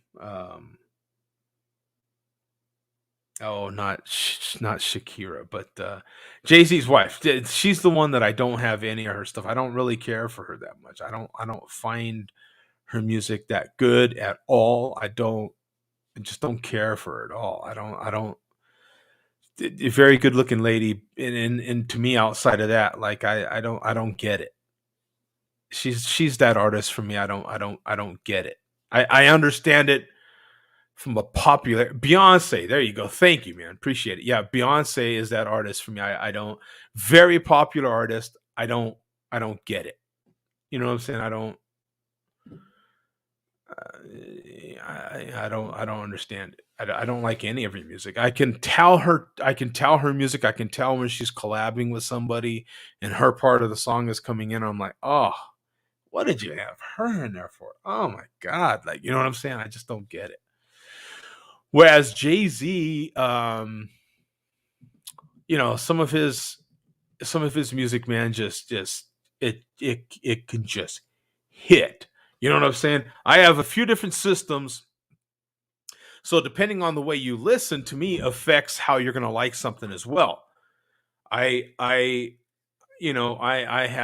I'm fortunate where I really get into music, man. I get into audio a lot. So I have three different systems, three different listening areas, and three different ways to listen to this stuff. Actually, four if you include this system that's in here, which is mostly headphones and stuff. But, you know, and some people have different headphones and different devices that you might listen to for different moods you might be in, and you enjoy different types of music for that different types of listening. And man, when you're in that mood for that real good bassy stuff and just that kind of, to me, what I would consider kind of popular hip hop, yeah, Jay Z kind of quenches that thirst a little bit. What did Brandon say right here? I think Kanye gets in over his head in public, yeah, like interviews and stuff. But when it comes to making music, he is totally in his zone. He's genius when it comes to his craft. Yeah, well said. Bravo, my friend. Yeah, audience applause for that right there. Yeah, that's well said. I don't disagree with that one bit. Matter of fact, that is pretty much how I feel. Yeah, personally, you're like, that guy's an idiot, right? But it's kind of smart at the same time, right? Like, you know. But yeah, his music, the guy's talented, right? I have to admit, he's that artist. Like, for me, Michael Jackson's the same way. Like, I love Michael Jackson's music. The stuff he has done in his personal life and stuff, I'm just like, what? Michael, come on, man. But, you know, his music is insane. I mean, he was a genius. You know who's that artist that I feel like I've learned to appreciate more in their death is Prince. Um, I really liked Prince. I wasn't a gigantic fan. I wasn't that person that collected all his CDs or anything like that at all. As a matter of fact, once we got through the '90s, I was kind of over his music. Like his Prince's studio work got dated for me really fast, and I was over it. It's all this other stuff that I'm seeing come out now that I didn't see when he was alive. But maybe he had too much. He had Prince is like Metallica. He had a lot of control over his stuff. Metallica has that kind of. They have that kind of control over their stuff, and I don't blame them. Right? I don't blame them. Very hard to get download a copy, illegally, if you will, of these different artists while Prince was alive. He had a very tight grip on all his stuff. But all the stuff that's been coming out now about some of his cover stuff that he did with his guitar, with his bass, and the guy was incredible.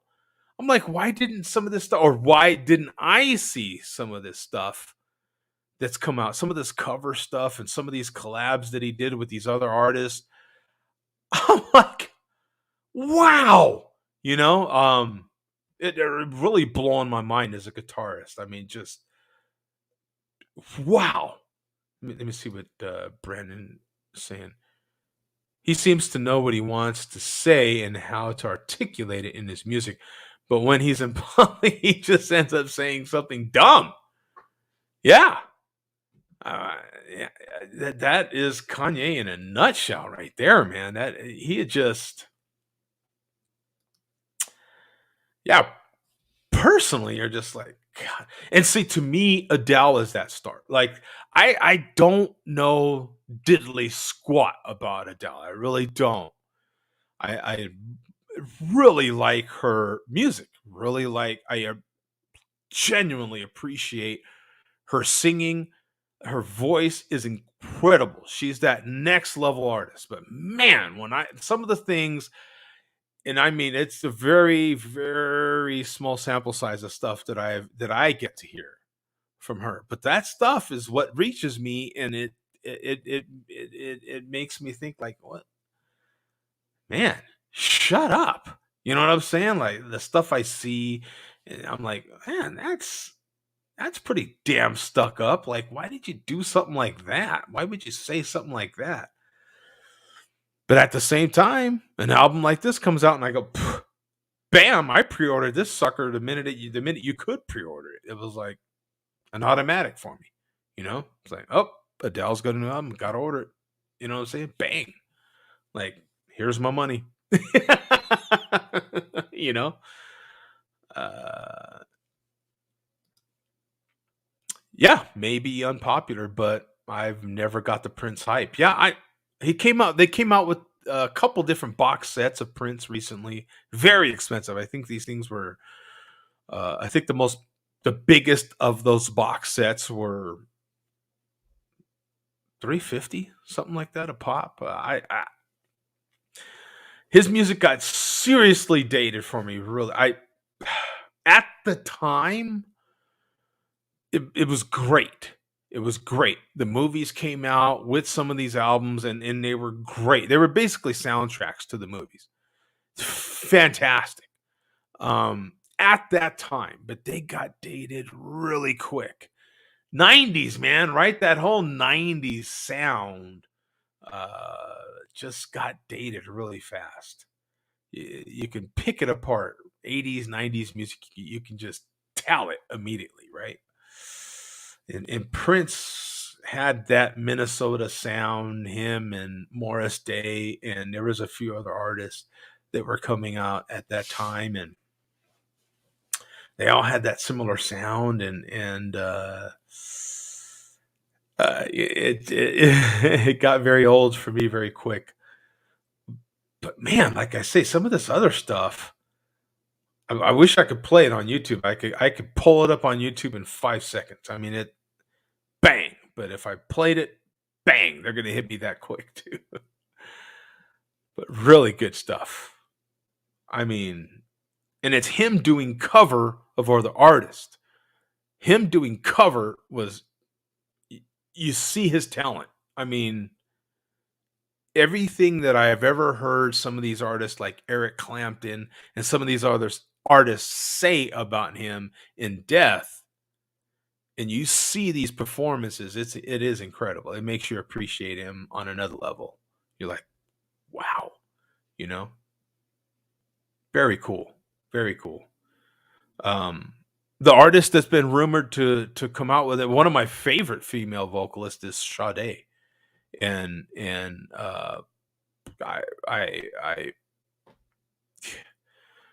whatever she's going through, whatever her group is going through, it's that 10-year period has passed, and they would come out with a new album every 10 years or so, and you're like just waiting, waiting and waiting. I bought the box set, and it has an empty slot inside there that they just put foam in, and that's supposed to be that new album. Rumor, right? Until it comes out. Phenomenal artist, very popular. Amy Winehouse, like Brandon said, I think if Amy Winehouse was alive today, she'd be as big as Adele, if not bigger. She'd be a star, and like in public, she'd be drunk and reckless. But listening to her music, you understand her view. Yeah, it's Amy Winehouse was definitely one of those artists, right? Her life was a train wreck. Well, going back to Nirvana, Nirvana's Kurt Cobain's life ended I mean, talk about a band that hit popularity and became this, like me and Coach were talking about earlier tonight. Nirvana, the music, it became a cult following, like a whole culture. That whole Seattle Northwest vibe, a way of dressing, the grunge sound, everything was new and fresh about it, and still exists to this day. People still dress like that. It's evolved a little bit and stuff, but if Kurt Cobain were still alive, oh my God, that would be one of those next level artists right there. Yeah. Um, uh, Amy Winehouse for sure is she has a following now, and she's been gone for quite some time. Yeah, those artists, their popularity was getting to them. The availability of drugs and alcohol abuse was there. There's we can name artists like that all over the place. Jimi Hendrix was another one. That cat from the Doors, he is another one. Um, Popular beyond belief at the time, and just caught up with them. You know what I'm saying? Like, there's a bunch of artists you can go through that it just consumed them all the way to the end, right? Like it's pretty crazy, but yeah, feels like Teen Spirit was the song. Yeah, I at the time I remember when they came out, man, you could not get away from Nirvana. Their music was everywhere. I at the time wasn't a fan. I I would hear it playing. I'd be in bars when it'd be playing, of course, and had many beers to Nirvana music. But I wasn't really a fan. I didn't get it. I didn't necessarily care for the whole grunge scene at that time. Now I can darn sure appreciate it now, you know. Man, uh, and I can recall the memories of how big this band was at the time. I mean, they were just everywhere, everywhere.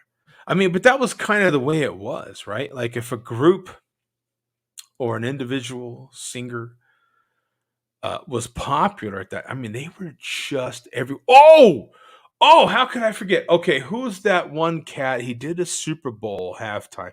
He's the modern artist that I really like. Popular. Yes, yes, yes, yes. Oh my god.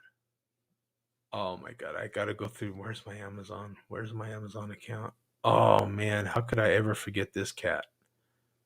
Um, he's kind of short and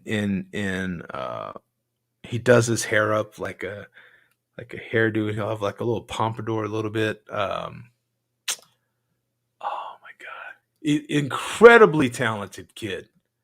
Bruno Mars, yes. Bruno Mars, yes. That is a modern artist that I. As a matter of fact, that last album that they just released, I've been looking for it on vinyl. I guess they haven't released it on vinyl. It's him and someone else. I think that you know what, and I got introduced to Bruno Mars when he did the Super Bowl. I I had heard some of his music but didn't know who sang the songs. When his doing the Super Bowl introduced me to him personally, I put a face to the music. And Bru- Bruno Mars, I'm like, damn, like this kid is talented. I mean, he can dance. He's decent looking. You know what I'm saying? He's young. He's got he's checking off all the boxes, if you will. You know, very talented. The Weekend is one of those artists I've recently got introduced to because he is popular. It's all hell. So I feel like I got yeah in the Super Bowl as well. I got introduced to the Weekend, through record collecting, and when he did the Super Bowl, I put a face to it. Until he did the Super Bowl, I was still like the Weekend. What are you talking about? The Weekend? It's Tuesday. What are you talking about? But then I put a face to it. I'm still I feel like some of his music is okay. Still, uh, it's still to me.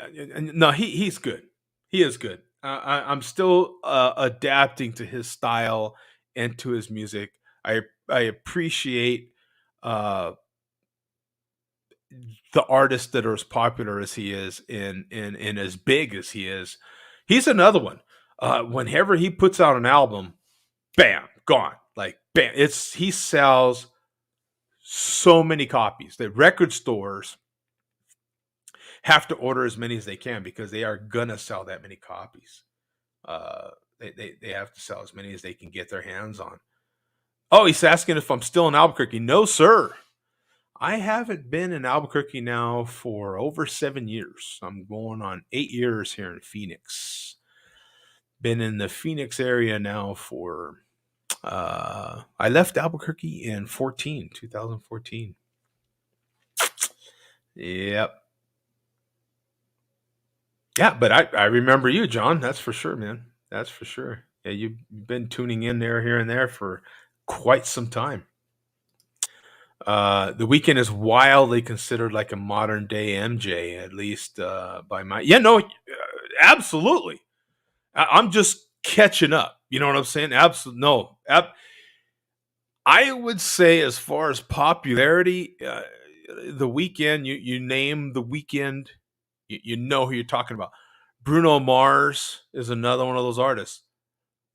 Boom, you know what I'm saying. I have, and the Super Bowl introduces some of these modern artists to cats like me, right? Like and I'm like, oh, wow, this guy's pretty good. You know what I'm saying?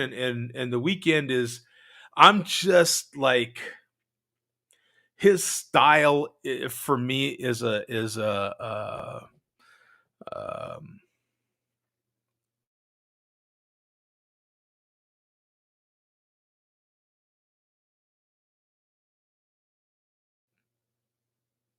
Did I? Am I still here? What just happened? I saw it like cut off and then come back on. Is it? Am I still going? So John says, "Salute, bro. Yeah, good to hear from you. Absolutely. I don't know if this is. I see the ticker still going, so I assume.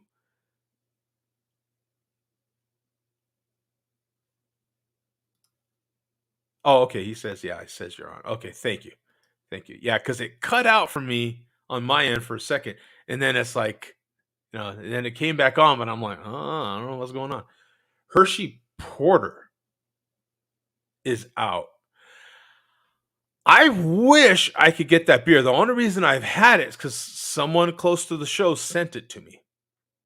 Um, it's very disappointing to me because um, it's another one of those pandemic things. I think I'm just speculating, but they were supposed to be distributed out here by now, if you remember, and had they been distributed out here, had I been able to get them, I think I'd be able to get that Hershey Porter, but I can't. Now, I'm hoping to get my hands on some soon enough. Part of my travels will take me to a portion of the country where they do get Yingling regularly, of course. But hopefully that beer will still be out and I'll still be able to get my hands on some and I'll bring some back with me.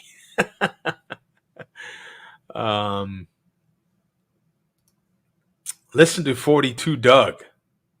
Is that a 42 Doug? I'm not familiar. 42. I'm gonna look him up right now. 42 Doug. Ugg. Oh, I'll check him out. Yeah. No, I've not. When it comes to hip hop, I might have heard some of this artist's music, but just don't know. You know what I'm saying? Like, I don't. I stream so much when I'm driving, and for those that don't know, I drive for a living. Drive big trucks for a living, so I can't always look at my phone, right? To see, oh, who is this? Who is that? But the music pops up. You know what I'm saying? I'm like, oh yeah, I like that song. And then I hear it again. And I'm like, oh yeah, I like that song. So if I have a chance, every once in a blue moon, then I'll be able to, oh, that's who that is. You know what I'm saying? But most of the time I don't. I don't get that opportunity. Now when I am streaming at home, that's when I get the opportunity to say, oh, that's who that is. You know what I'm saying? But he's saying he is so good. Yeah, cool, man. I will. As a matter of fact, I still have my Apple Music open. I'm gonna put him in there and make sure that I do get that in there. I can't play him right now because oh yeah, he pops up immediately. The minute I typed in 42, he popped up immediately. Yeah, latest release. Let me see. Let me get essentials. I'll add his essentials um, to my library. There we go. Yeah, I'll give him a listen for sure.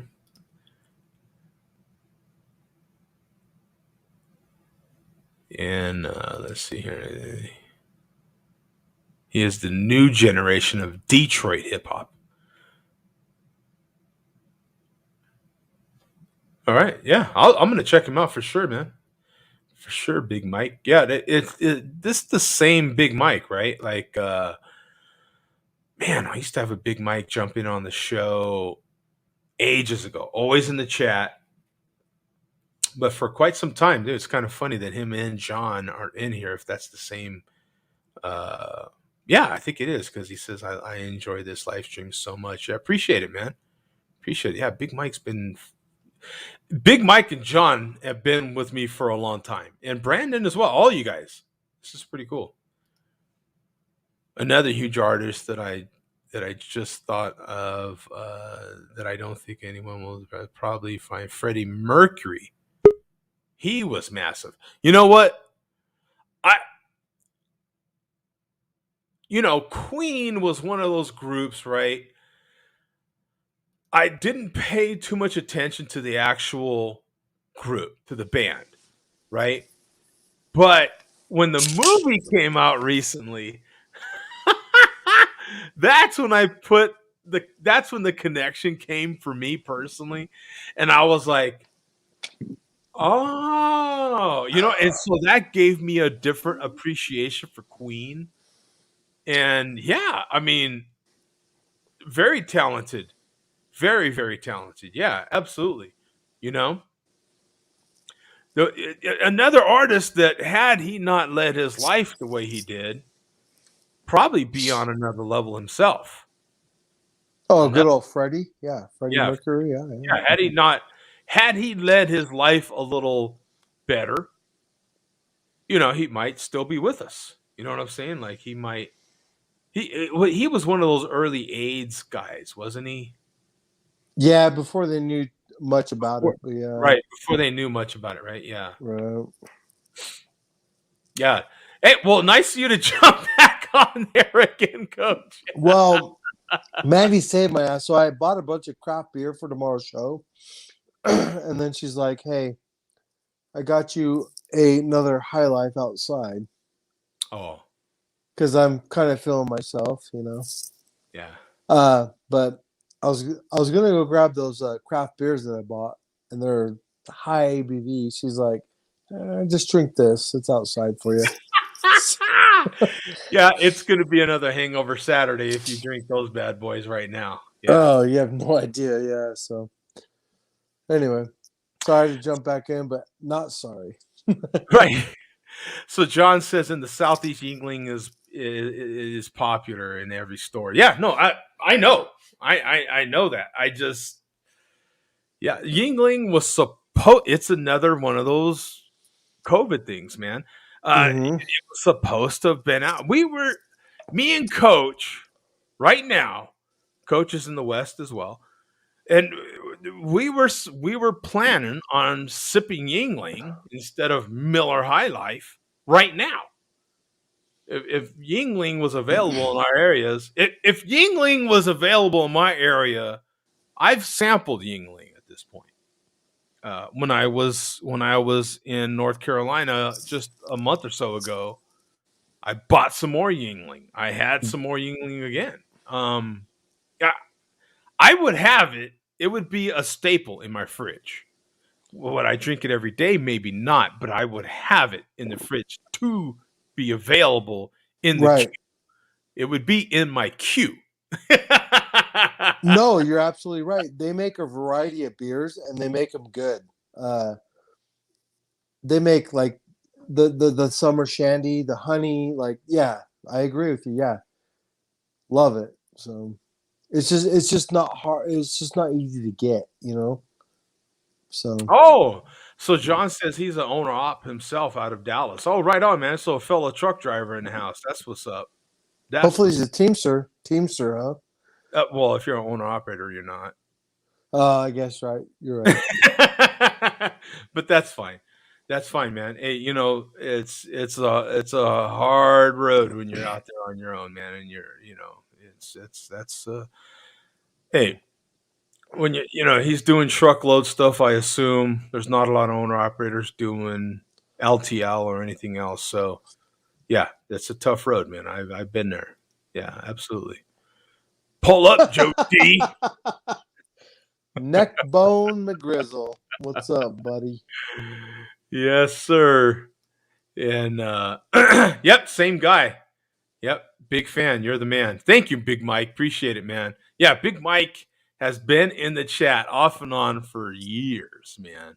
It's funny that him and John are here because they've both him, John, and Brandon have been in here, and they've been off and on, not but for years, for a long time. Yeah, absolutely. It's good that they're all on here at the same. Maybe they're in the same house right now. I don't know. Maybe they're all having beers together right now. Coach cracks Pepsi, dog.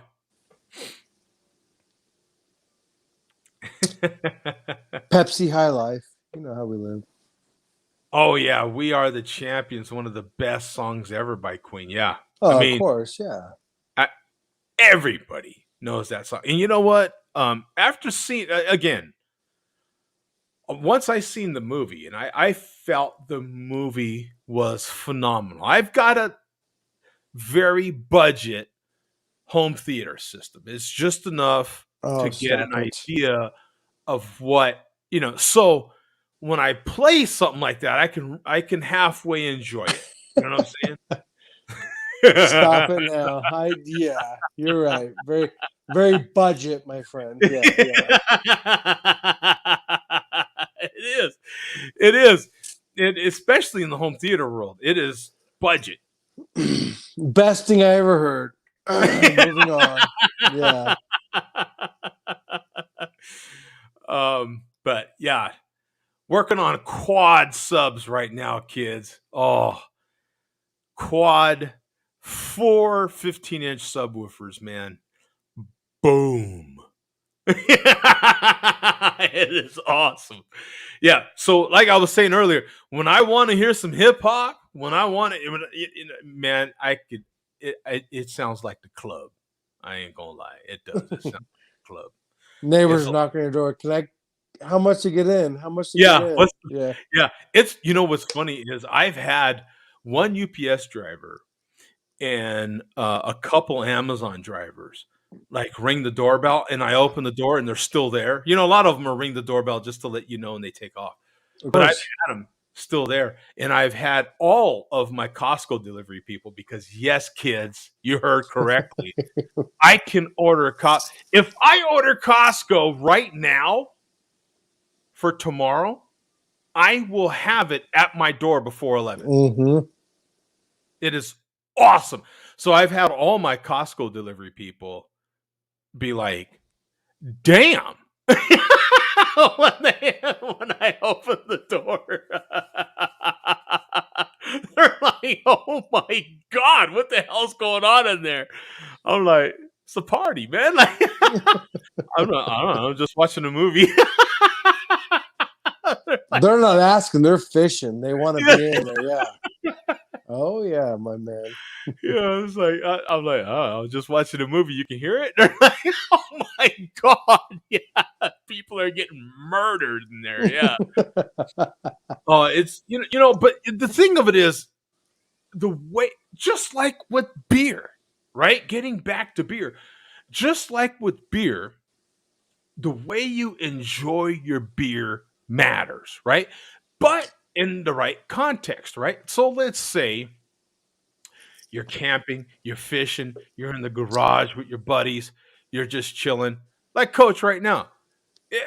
You've had that beer 5,000 times. Drinking out of the can isn't going to kill you. Right now, it's like whatever. But you get those special beers that you buy. You want to enjoy those really good beers in a glass, Mm-hmm. right? You want to really be able to get more of your senses involved in every drink. You get more out of it, right? You're going to really get into it.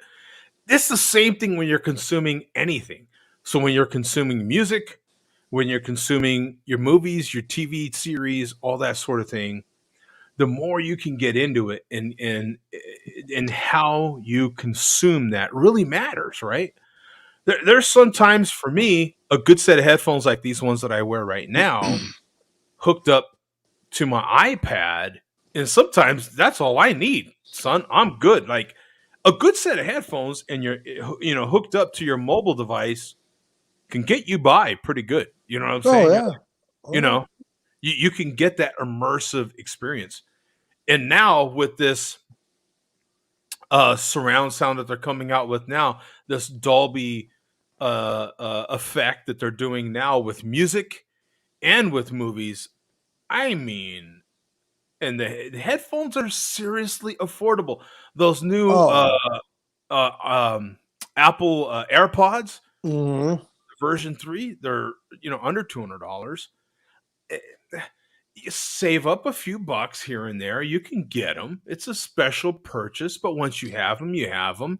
These are not my traveling headphones. I have noise canceling headphones in the room, and I take them when I fly or when I travel. Hmm. So I'm Yeah. with you. Yeah, I agree with you 100%. I mean, it doesn't take like, paying thousands and thousands of dollars Oh. on some system. I mean, a good, decent set of headphones, hooked into a device you might already have, and Hmm. you're there, right? You feel like, wow, this is pretty good, Like a lot of times for me, it's just my iPad. I have all this stupid stuff, and sometimes it's just my headphones into my iPad, and that's how I'm enjoying. Or my Chromebook. I do have a Chromebook, Hell yeah. No, I'm with you. Yeah, and absolutely. and it can be, you know what I'm saying. So I'm not a snob about it. I'm not stuck. But man, when when you do, I'm fortunate enough. I have a decent sized screen TV, and these things just really help you get involved into whatever you're watching, whatever you're listening. You know, Hmm. I have a really budget system, guys. I mean, you can spend, minimal amounts of dollars. No, honestly. I have a receiver that I spent 300 bucks on, 350 bucks on, and I've got a set of bookshelf Clip 600s. Yeah, you can get those. Shop around. Don't I'm not saying you're going to go on Amazon right this minute. Shop around. It may take you some time. It took me 6 months, but I ended up getting them for 350 a pair. You know what I'm saying? Boom! Phenomenal sound, man. And you're only talking what? 500-600 bucks. And you got phenomenal system. Boom. You know what I'm saying? Minimal amounts of, just so it all depends on how you want. But once you do, you're like, the problem with all this stuff, and like I've told coaches hung out here in the house here a couple times. Like I tell anybody that's fortunate enough, the problem is the minute you hear it. Yeah. You don't know what you're missing till you hear it. And then when you Right. hear it, you're like, oh shoot. All right. Um now, now I've got a problem.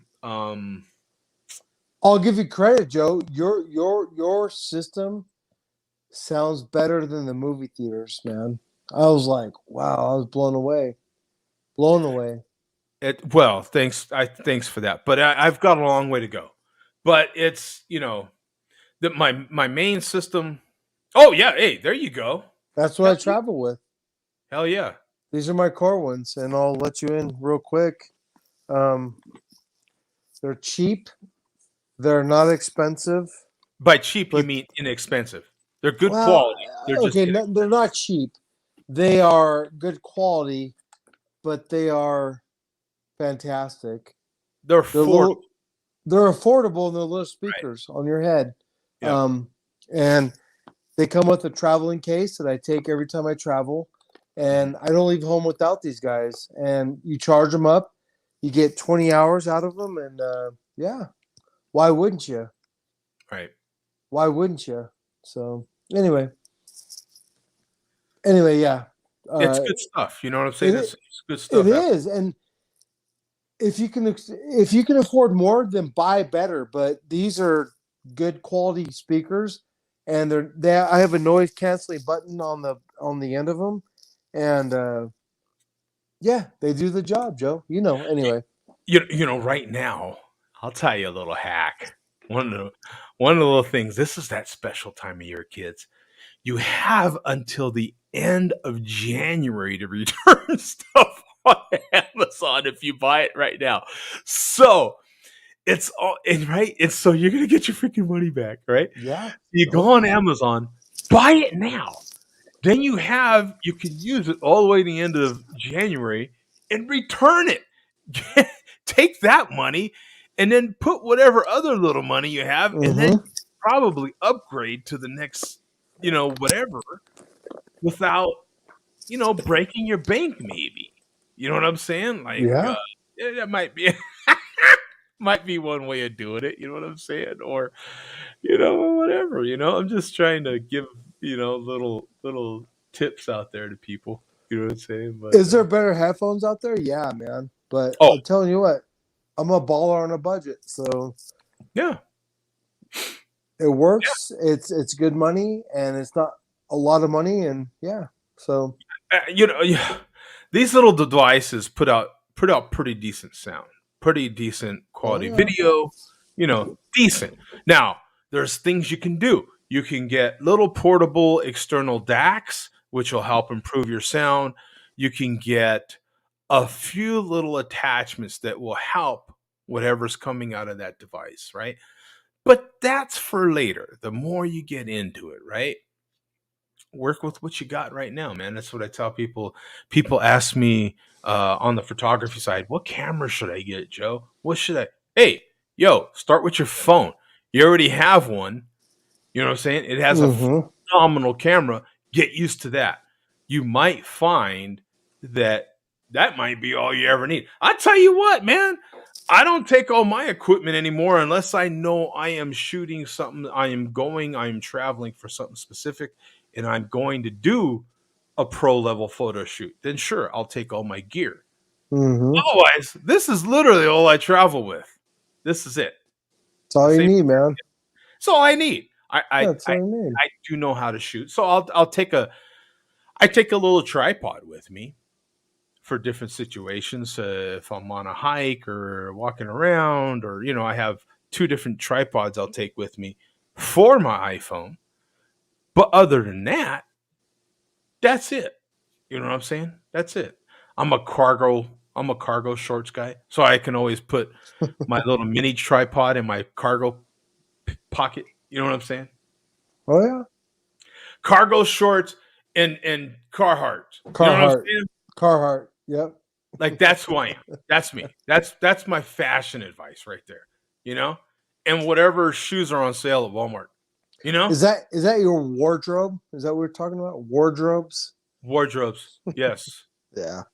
yes, yeah. That's the extent of my. Okay, you know, any color Carhartt shirt you want, as long as it's black, and we're good to go. You know. Well, hey, I'm out of here for the 14th time. So, Let's cheers, my try it brother. again. Yeah. Yeah. So, hey, this is a good pop-up show because you had people from everywhere popping in and just, oh man, this is great. Love it. Oh, So, it's fun. Thank you, Coach. I yeah. appreciate it. It is fun. Absolutely. I'll talk to you tomorrow, man. Okay, brother. Hangover Sunday on Saturday. So yeah, I'll talk to you Yeah, later. on Saturday. Yeah. All right, brother. So, let me get to a few more of these comments here. Drinking Keystone Light and drinking bourbon at the moment. Oh, I remember my neighbor when I did live in Albuquerque. My neighbor, a few houses down, um, he used to drink Keystone Light. That was it Keystone Light? Yeah, he did. It was Keystone Light. He used to drink Keystone Light. I remember that because I would drink Keystone Light with him sometimes. And excuse me, at the time we both, which was really rare for me in those days because I had days off during the week. I had to work weekends and I worked graveyards. And so did he. We had the exact same days off. It was insane. I had not met too many people that had the same schedule as me. So what would we do on our Fridays? We'd find ourselves out there in front of his house there drinking. So that was pretty cool, man. Those are my Keystone Light is that trigger beer for me that will bring back those memories of Bobby right away. I miss Bobby. He was pretty cool. Um, been watching since you reviewed all Rasputin. If I'm spelling it right, no, it's good enough. I know what you're saying. Yeah. Thanks, man. I appreciate it. Hell yeah, that's quite some time ago. That is, whew, 10 years, over 10 years, something like that. Been a while. Vintage headset on deck, dog. You know what? To me, just headphones in general will sound pretty good, you know, better than some kind of like computer built in speakers or TV built in speakers, you know. So if it's a vintage headset, and tell you the truth, some of those vintage headsets, man, are better, you know, depending on which ones. I mean, and some of them are much better. I mean, the way they were made, frequency levels they would go to, they're solid. You know, I got myself a nice pair of Beats, real nice. I've been looking at some of those the newer Beats that have come out, but I my best wireless. I assume the Beats that you have are wireless and not wired. Are they over the ear like this? The Beats that you have, or are they in ear? I'd be curious about that. But I've been looking at some of the new beats that have come out. I think those are pretty intriguing. You can get a decent pair for around $100. Are you talking about? um, yeah, no, you can. You can get a decent. That's the fantastic thing. Like on Amazon, you can go on Amazon, whether it be in ear, over the head, over the ear. You can get a decent set of headphones nowadays that sound really good. Yeah, and you know, for like he said, under $100, it is amazing. I've got two pairs right now that go in the ear, noise canceling. Boom! I've got some Chabra. Uh, are they the 75 Sport? I think I love those. Those are great. I love those. When I fly, that's what I wear. Are those? They're great. Got the noise canceling. You got the little app. You can make adjustments. They're freaking great. Just a light beer to quench my thirst. I'm really here for the bourbon. Man, good bourbon is phenomenal. Yeah, well, yeah, tasty stuff. Actually, I have some bourbon two different versions of bourbon barrel aged coffee on its way to me right now. I love coffee, and I've gotten into the barrel aged coffees, which are pricey. But man, when you have them, they're phenomenal. If you love bourbon and you love coffee, and you do whole bean coffee, grind your own and then brew it. Oh, order some of these small batch bourbon barrel aged coffees, man. You will just love them. They're fantastic. Over the ear wireless. Okay, so those are the Beats that he has. Um, I've heard some good things about Beats. You know, some of the people that are being super critical have their opinion as well, but you know, to me, man, if you know, just get some decent headphones. I had some headphones. I've had two different. I don't know the name brand. They're like uh, they're Japanese, I think, and they're just well, what there's hardly any that are not Japanese, right? But they're a knockoff brand.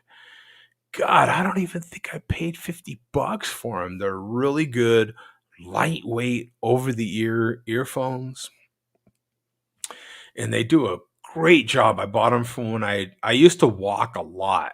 You know, man, I'd walk on weekends specifically. Man, it wasn't uncommon for me to walk 10 miles, 11 miles. I would walk a lot, and so I bought those to wear while I work out like that. You know, while I do my long walks, and they were great. And I wore one pair out, so I bought another one.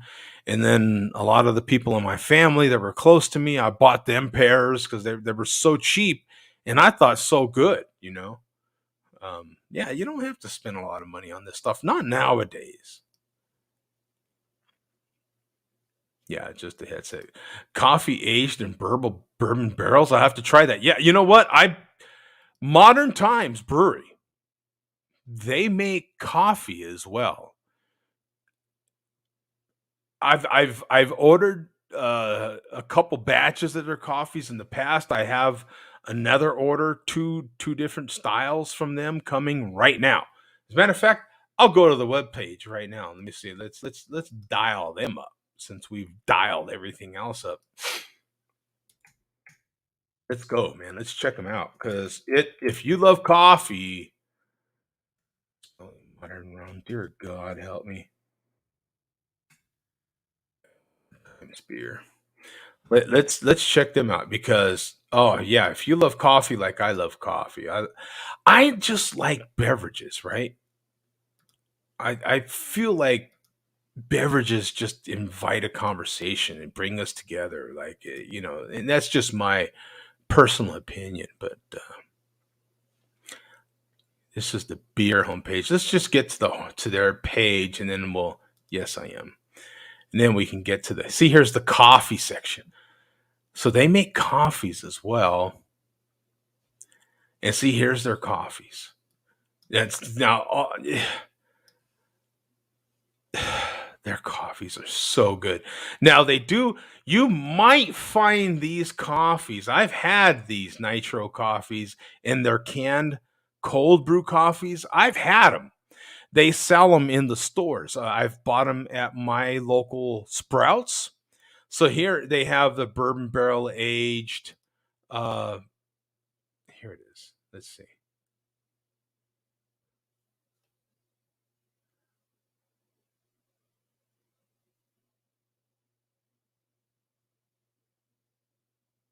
Cold brew donate. Anyway, so this is for something else, I guess. This is for some donation thing they're taking. Oh, come on, man. I just want to pull the picture up. Killing me, Smalls. Let me make this bigger. Waste the skin of cat here. Here we go. So you have their Black House coffee blend. This is their nitro cold brew coffee in the can, 12-ounce cans. Bourbon barrel aged uh, coffee that they also have here. I've had all three of these. They've sold them. They don't. I just was in my local Sprouts tonight. They didn't have them. So they come in and out of stock, I guess, from time to time. But that is one way to get them, right? Now they have. Let me go back here again. I have to back out. I guess I'm gonna have to manually make this smaller again. Here we go. Okay, so here's all their different coffees, okay, from all over the world. And they're all good. They're all phenomenal. If you get a chance, try them. Here's one of their bourbon barrel aged Guatemala. Look at that, Wakan or something like that. Now, I don't know that much about every special brand, but you can click on it and it'll tell you about it. $22, whole bean, right? Oh, I guess you can get it ground. Oh, well, if you need it ground, you can get it ground as well. There you go. Boom. Is it any more? It's $1 more. Oh, that's worth your while then. I didn't realize you could get. Okay, boom. I should have looked. You can get it ground. There you go. So you can order. Man, where's the other one? Oh, here it is. Oh, no, no, no. This is a 2-pound bag. Oh, they only have the one now. Well, get it while you can. They still had the other one up there when I ordered mine because I've got two of them coming, and now they're down to just this one. They make really good coffees, really good.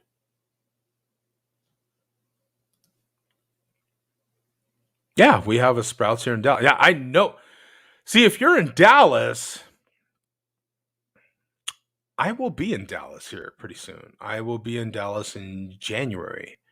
My mom lives in Dallas, so I'll be there to visit her. But man, that'd be kind of cool to have a meetup, actually have a few beers together. Hold on a second. I've got to get another beer. I'll be right back, okay? So just hold on just a minute. You know what? I think I even have a I'll be back banner. Don't I? If not, I'll make one. Let me see.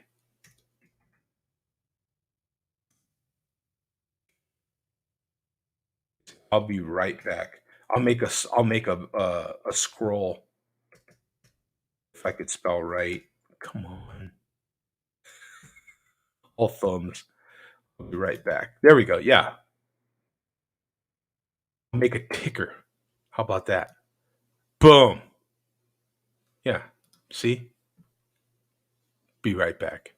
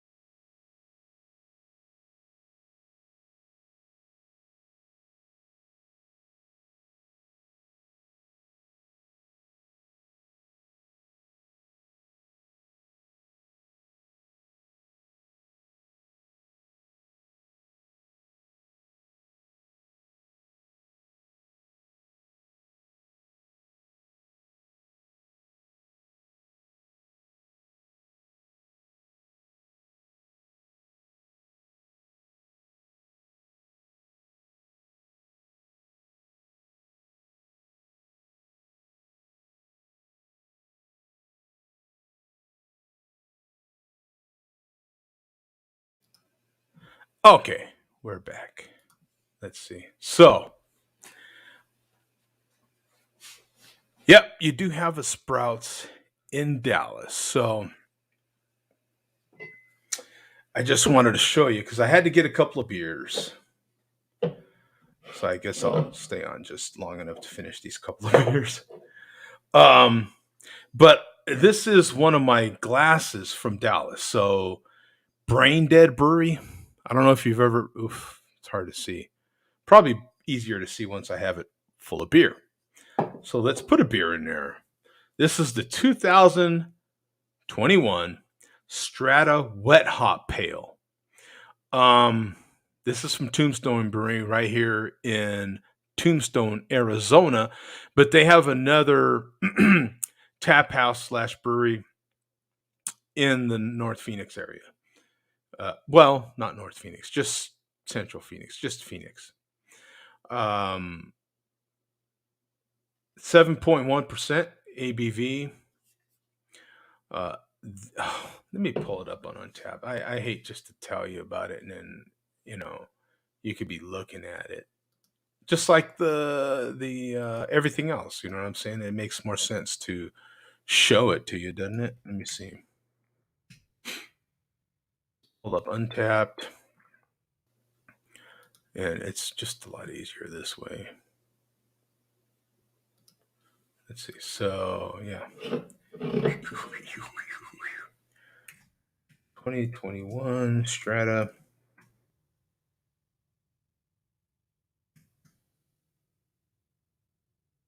Strata Wet Hot Pale. Yep, here it is. Tombstone Brewing. Here it is. So 363 total, 71 in the last 30 days, 7.1% ABV, no IBUs rated, classified as a New England hazy pale ale, right? 4.1 bottle cap rating. This hazy, juicy IPA features all Oregon grown strata hops that went straight from the vine to our boil kettle in less than 24 hours. The resulting beer explodes with passion fruit, peaches, and citrus flavors for the freshest, most intense wet hot beer imaginable. Oh my God. That description makes me, oh, look at that beer. Oh my God. Look how hazy that is. Look at that. Looks like fruit punch. That looks like orange juice, doesn't it? Oh. So that's my can. That's the way I'm going to show you my can here in a minute. But that's not in my exact can, but that's what my can looks. And no different, right? Look at that beer. So of course, obviously not the paint, but the beer on top of the paint can. Yeah, that my can looks no different than that. But oh my God, that is insane. Let me also, just in case, let me repost the link just in case anybody else wants to jump in here. I'll repost that again. You never know who you get. So, inside of my brain dead brewing glass here, let's see if we get it. Here's my can before I open it. That is my can. Pretty cool. So, we'll do is see if we get a nice clean can crack. There we go. And all in, baby. Just like that. A little, well, I'll do a little lean to the glass. I don't normally do that, and I get a lot of heat for the way I pour. But that's okay. That's okay. Look at that sucker.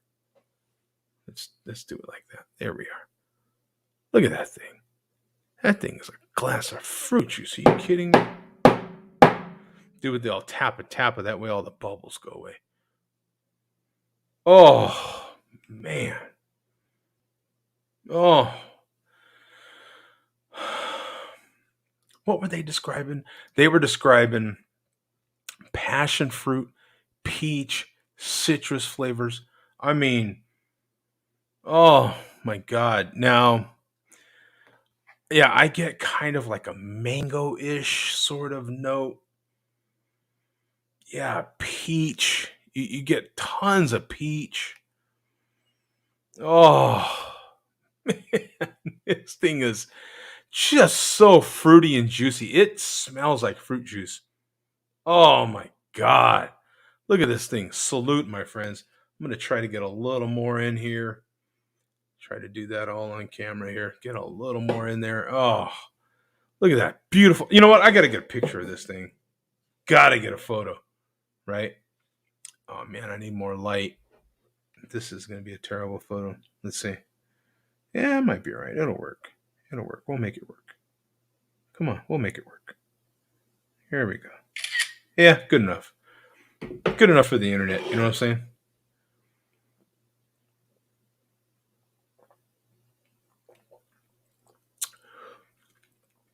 Oh. Oh my God. That is. Oh.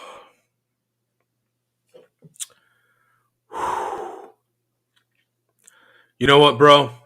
For real. Tombstone Brewing. But they're not unique anymore, right? Like, there's a lot of breweries, and I think we all have one. I mean, look at this, man. Look at this thing. Look at that thing, man. I think we all have a particular brewery that might be our favorite. in all our particular areas. And if you're a fan of these big, juicy, hazy IPAs, I think we're to the point in America craft beer brewing where we all in our areas have no charge. That brewery that does these things very good, just that little bit better than the rest. I happen to have two in my area.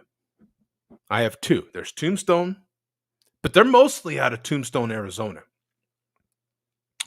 And I also have Goldwater Brewing, which is out of the Scottsdale area. But they also have another one in another part, another tap house in another part of the greater Phoenix area in Mesa.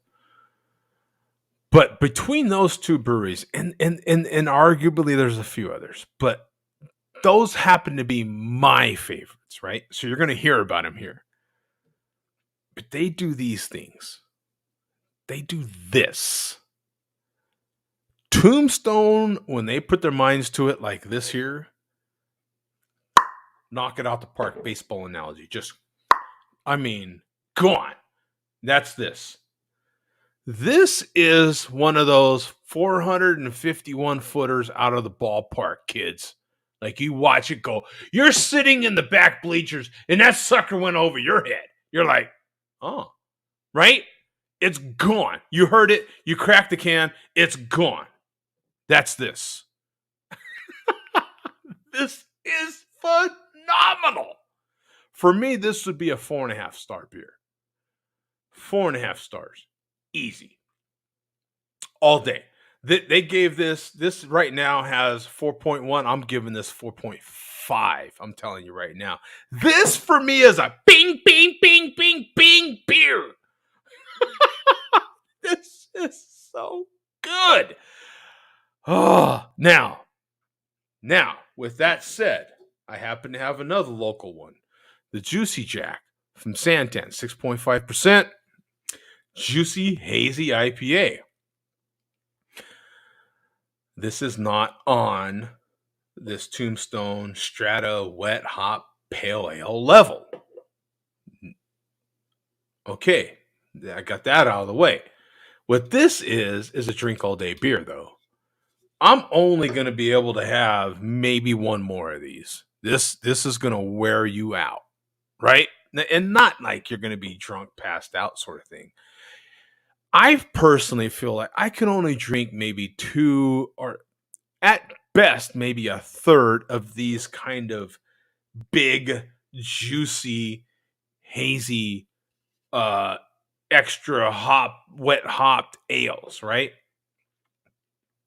Before your taste buds, your taste buds are just like they're dead, like you blow them up, man. I feel you can only do that so much before you've got to transition to a session beer, right? Now this is that kind of juicy, just all day beer. This is a perfect example for me personally. It's one of my favorite just drink all day beers. Or like a Yingling. A Yingling would be perfect for it's that perfect beer. To me, a Yingling is really you guys might remember. Some of you guys might have been following me for that long. When Bud American Ale came out, I really liked it. I fell in love with that beer. I immediately fell in love. For me, it was that perfect, always have in stock beer. When it came out, I did. I had it in stock as much as I could. And then poof, it went away. This is phenomenal, man.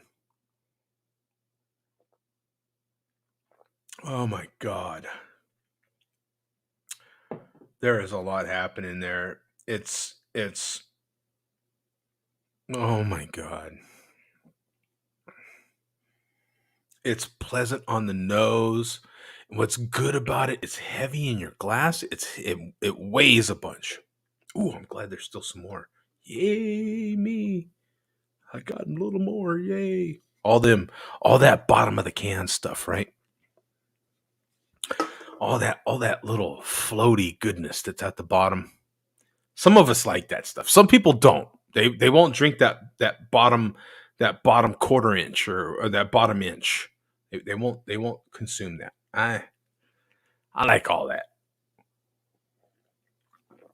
I like to get all the nitty gritty. You know what I'm saying? I like to get all the nitty gritty. So you can even see it on the bottom of the glass. Can you? Let me see if I can tilt that enough where you can. See, can you kind of see that part right here? See all that? Yeah, that's all that good stuff. All the good stuff down there at the bottom. Oh man, God, that is delicious, man. That is. It's weird, right? Because what they can do with hops nowadays in the brewing process is bravo. Oh, what am I doing clapping? I've got audience. It's phenomenal. It really is. It's spectacular. Oh, and what sticks with you is that citrusy part of it. So in the beginning, you're getting that nice kind of that peach, that passion fruit. What they've said is passion fruit. To me, I'm getting like a peach mangoey kind of thing happening in the front part of your palate, in the front part of your when you're first drinking. When it first hits your palate. In the middle, you're getting that bitterness, that real nice hop kind of bitter bite. Just a nice, perfect bite, almost like a salsa. Like you know, I don't necessarily. I can eat very hot salsa. I can. I can eat it. I don't necessarily like that anymore. I would rather prefer something to have just that nice kind of medium sort of bite to it on the salsa, where I can still taste all the flavor that's in there. You know, I'm more about the flavor than just crap loads of spice that makes you just cry. It's so hot. And that's the way I am with my hops too anymore, right? You remember the days when we liked those big, piney, just bam, Mike Tyson punching you to your taste buds sort of hit, right? I don't necessarily like that anymore. You know what I'm saying? Anymore, I like it to just kind of, more like a medium sort of, just enough to let you know it's there. But I am more about the flavor, man. What can you do? The middle of your palate, it sticks around there in the middle of your palate for a little while, and then it goes away and leaves that nice citrusy taste, and then that goes away. So it God, it's just so well done. Very well done. Anyway, I didn't even get her. I apologize. I didn't even get around to showing you Brain Dead Brewing on the front of this glass. Now I got to kind of tilt it a little bit, and you're still not getting it. So that is the Brain Dead Brewing part. Brain Dead Brewing. That was a cool brewery too.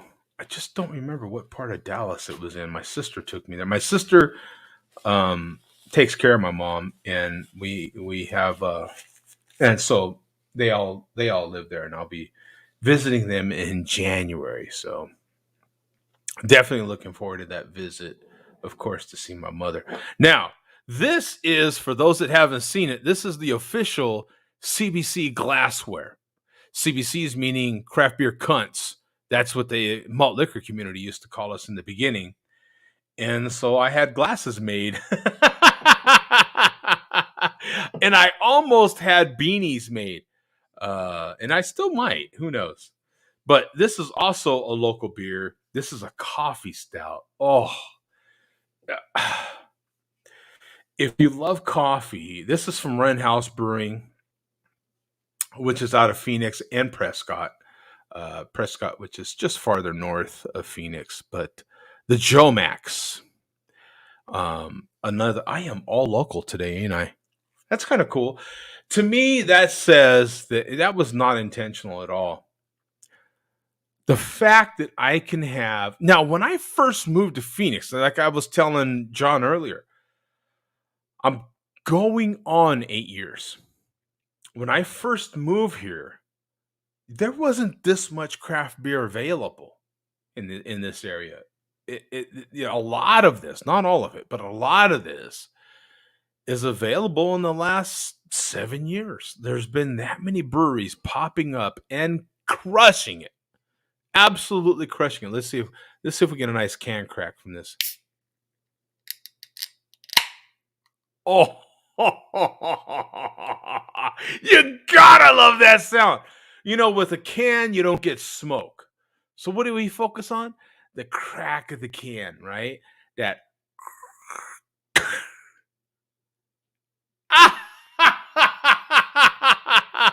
That's the sound of welcome home, man.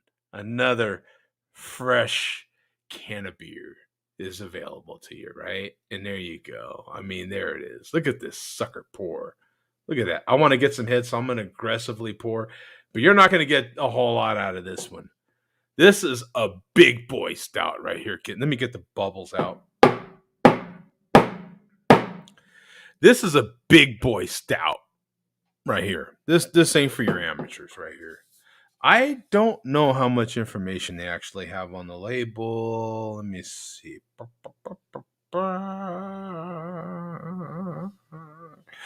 Yep, not much at all. We're going to have to look this one up. So, Joe Max Coffee Stout. We're going to have to look this up. We'll pull it up together here. So, let me see. Joe Max. I would imagine the minute. Yeah. The minute Joe Max has got to be unique enough the minute you pull it up. Now, I've got one login here. 6,700 total. 119 in the last 30 days. Rent house. I thought it was a higher ABV than that. Okay, well, stand corrected. Oatmeal stout. I thought it was an imperial. Stand corrected. It's delicious though. It is so good. An oatmeal stout made from naturally dried Ethiopian coffee beans, locally roasted from pressed coffee. I'm gonna have to look them up, by the way. Pressed coffee. Let me look them up. Pressed coffee. Sorry. Let's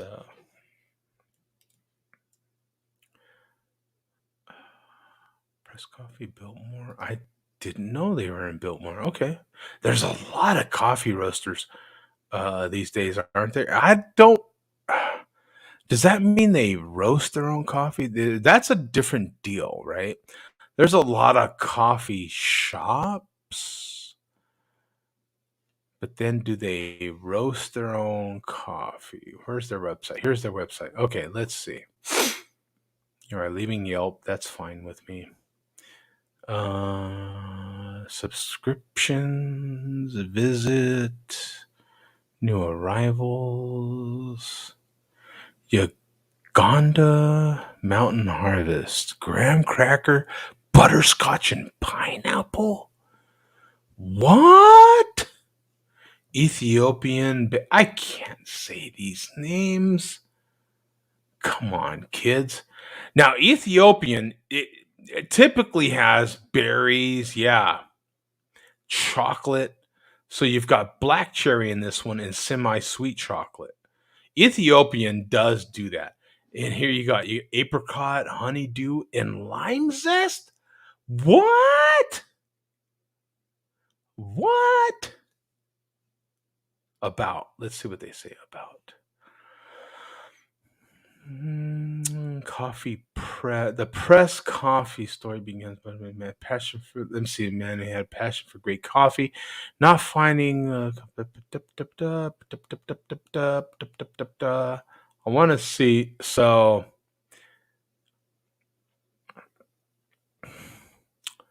I'm not seeing where passion coffee providing highest quality coffee. So they're just okay. So here's roasters right here. So they are providing some level of coffee roasting. Okay, Super small batch coffee roasting. Fine with me. I'm gonna have to go check them out. I know exactly where that's at. If you're ever in Phoenix, by the way, the Biltmore is a pretty fancy place to go, but there's a lot of stuff there. A lot of stuff. Um,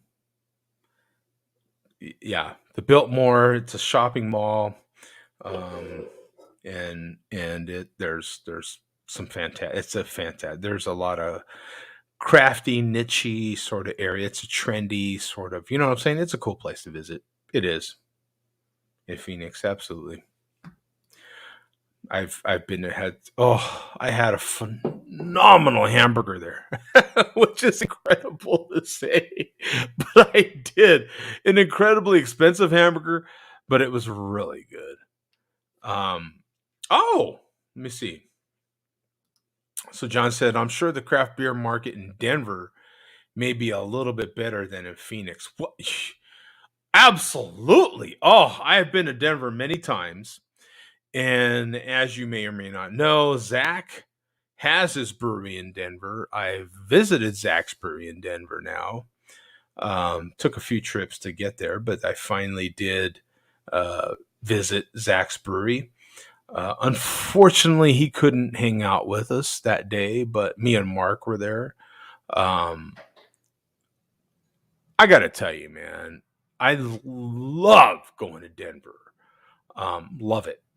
And now that you mention it, I might have to go soon. It doesn't take much for me to go to Denver. I love going there. Love going there. It's cheap for me to go to Denver from Phoenix. It's very affordable. Flights are like that. I can go for a weekend. It doesn't. It. I love going to Denver. The craft beer scene there is next level. I would imagine the only thing that would compare to going to Denver would be going to San Diego. But going to Denver is fantastic. It is. It's fantastic. There's so many breweries so close together. You can just walk it. It's and then when you have the privilege of knowing someone like Zach, he's like a local craft beer celebrity over there, man. I it's he'll play it down. Maybe not by now. He kind of knows who he is. But it when you have someone like Zach escorting you everywhere and everywhere you go, you're sitting at the table and the owner comes over and sits with you and chats with you because Zach is there. You know what I'm saying? And you're one of Zach's buddies, and you get the treatment. It is great. I mean, it is so. The Denver craft beer scene is phenomenal anyway, and then you know someone like Zach, and that makes it another level. It is. I flipping love going to Denver. Like I say, even if you don't get a chance to hook up with Zach, go to Denver. It is a unique city. Downtown Denver, I love the place. I love it. I love to visit. I'll say that. Would I move there? No. It's just like Phoenix. I used to love to visit Phoenix. I used to love it. I would come here and have a great time. And granted, I can still have a great time here and I live here. But now that you live here, you're tired from working. You do what you do during the week. Weekend comes, you're like, screw that. I ain't going anywhere. You know what I'm saying? When you're on vacay, you're like motivated to do stuff, aren't you? It's the same thing when I go to Dallas. I go to Dallas, my sister starts looking up all kinds of junk for me to do, and I go do it, and it's great. I have a good time when I'm in Dallas. I do. I enjoy Dallas. It's fun. Plus, I get to see my mom, and I'm a total. It's the part I am one quarter Italian, and it's that quarter Italian side of me. Italian men love their mamas. That's what happens. That's the way it works. I'm a total mama's boy. Love my mom. Love my mom. So when I go to Dallas, I spend my days with my mom, just hanging out. I'll just sit there and watch TV shows with her. That's all she wants to do. And then late afternoons, evenings, I'll go hang out and do whatever. You know what I'm saying? Sometimes in the morning, I'll go have. My sister has different little breakfast places she likes to go to, and we'll have breakfast together. And then I'll hang out with my mom. That's that's gonna be my day. You know what I'm saying? So wait a minute, no, no, no, no. We can't let this guy in anymore. We got someone, kids, waiting in the green room, and this guy says he's not coming in, and then he's going to go out again, and then he's going to say, well, we'll let him in, I guess. Let's see. Hey, how you doing, this guy named Coach? How's it going, man?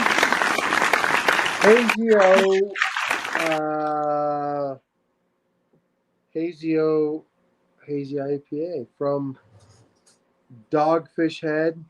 You know it. You know what's great? You know what's great about this, right, Coach? The way you keep jumping in and jumping out. So, like, we have a reference now. So, we're seeing it's like leveling in a game. So we get to see, like, okay, what condition is Coach in now? You know what I'm saying? You know, I'm in team's condition. no, We're about to hit the roof. We're about to hit the yeah, I roof. don't. No, team is next level, son. That guy, He's from huh? Texas, so. That guy, I don't know. That guy is, I don't know, man. Well, we're eating this stuff. So Oh, what?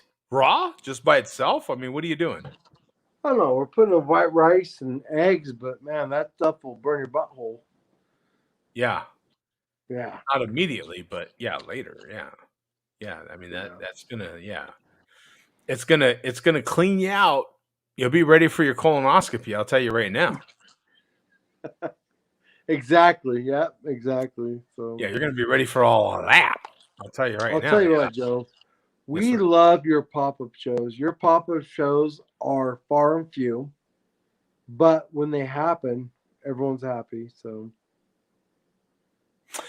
Oh, look at this. We got um. Oh, Hollis says Dallas is a great city. It's Dallas is a great city. Well, now okay. he lives there. Now I have a good time when I'm there. I do. I went now. I will say this. I will say that you can see the blanket behind me. I am a diehard Rams fan. Love my Rams. I do a lot for my Rams every year. I'm one of those crazy, stupid fans. I spend thousands of dollars a year on the Rams. I I Mm-hmm. don't just like I'm not one I am one of those fans that puts his money where his mouth is. I spend a lot of money on the Rams every year. Okay? So, with all that said, I went to see the Rams in Dallas. They freaking lost. I had to take all that abuse from the stupid Dallas fans the whole way walking out of there, you know. Take all that abuse. I tell you what, man, that was a beautiful stadium. That is next level stadium. That stadium is incredible. Imagine I going to SoFi. Yeah, exactly. And that's going to happen. It's going to happen. I'm going to go. But I mean, that was a beautiful stadium. I have a good time every time I go to Dallas. Of course, my sister's there, my mom's there. But I have a good time every time I go to Dallas, you know? How's that hazy, man? How's that? It's good. It's good. Typical. Not bad. Look at Love it. look at this hazy that I had. Look at that bad. Oh, attaboy. This sucker Attaboy. next level. I haven't put it on Untapped just yet. But I'm telling you right now, vocally, 4.5 stars. It 4.5 bottle caps. This sucker is solid, baby. Solid. We also got Dickie's beer reviews in here, man. We haven't seen him in a while. Cheers. What's up, brother? Cheers, Dickie's beer review. Cheers, man. I missed the whole stream, but vinyl records? I'm an old school collector with one L. There you That's go. fine. There you go. That's fine. I love collecting vinyl myself. anything you can teach me, man, I am down for. I've got several links in the chat. I'll just scroll around. You know what? I don't know, Coach. When you're just jumping in, you might not be able to see all the previous chats, huh? All the previous links, or is that? Can you still scroll and get to them? I can't. You can't. No, I just see like the what's going on live. So does it make sense? I guess not. Yeah. No. Yeah. No. It does. Yeah. You answered it. You answered it. Oh, Hala says TMI.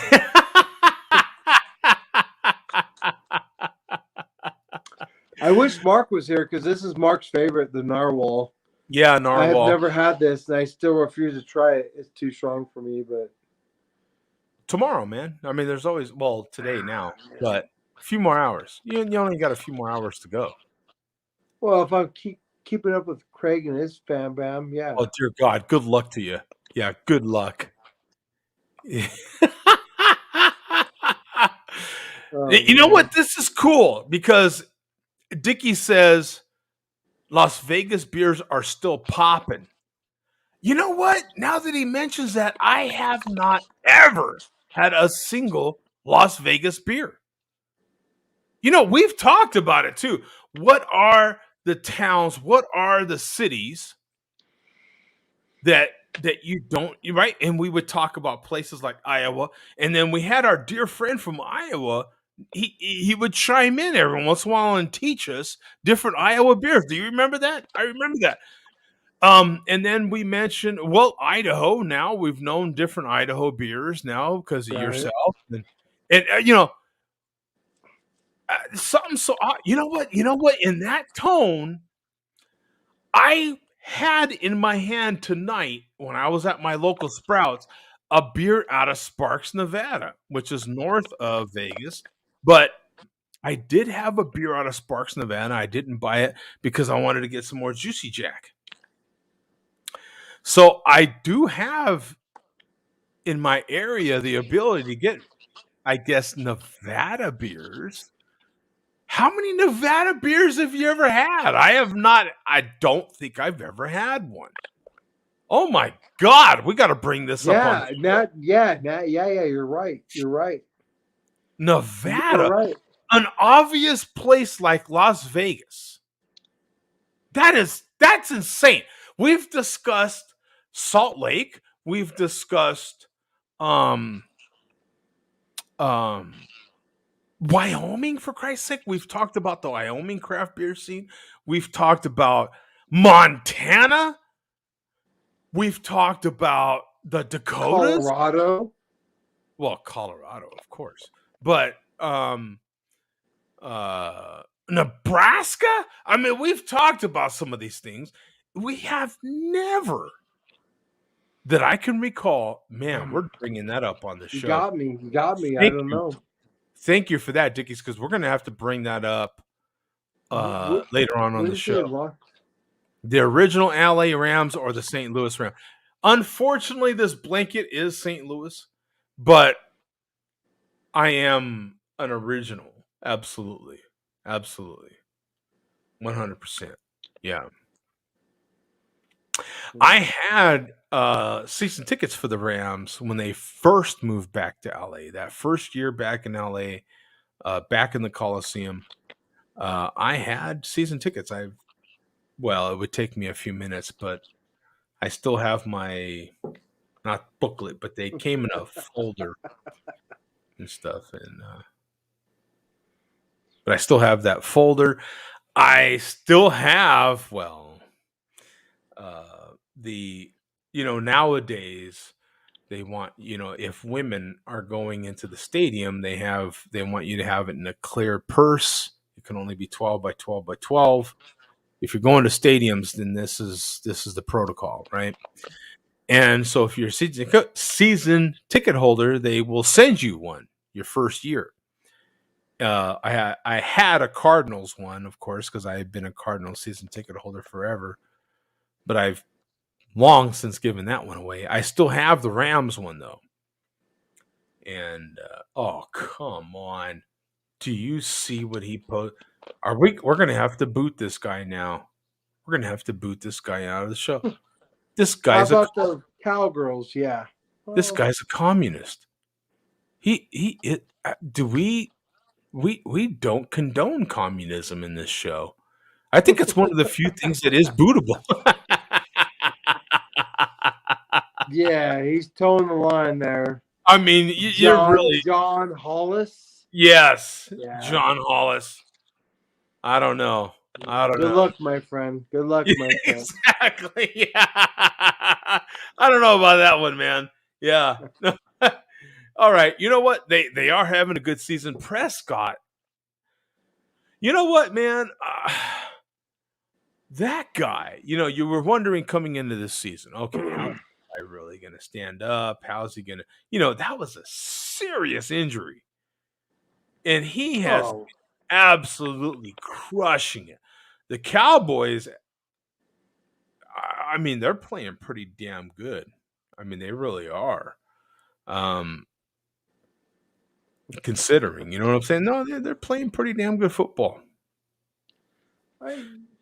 yeah, it's like kind of like kissing your sister. Yeah, we'll give it to him for now, but Well, just kiss on the cheek. You're right, not right, right, right, right, right. like sucking face.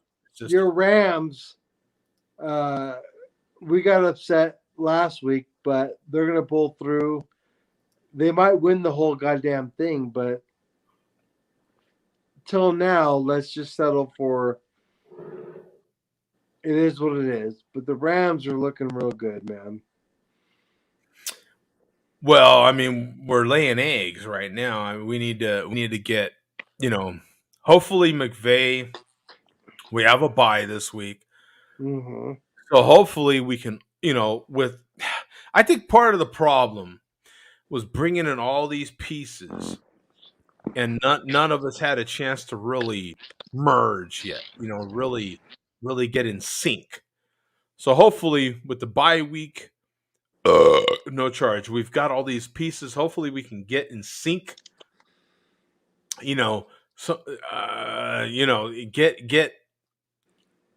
No, I have no other way to say it. Just get in sync. Hopefully, Stafford and oh my God, Cooper Cup, no, not Cup. I mean, him and Cup are fine. Um, doggone Odell.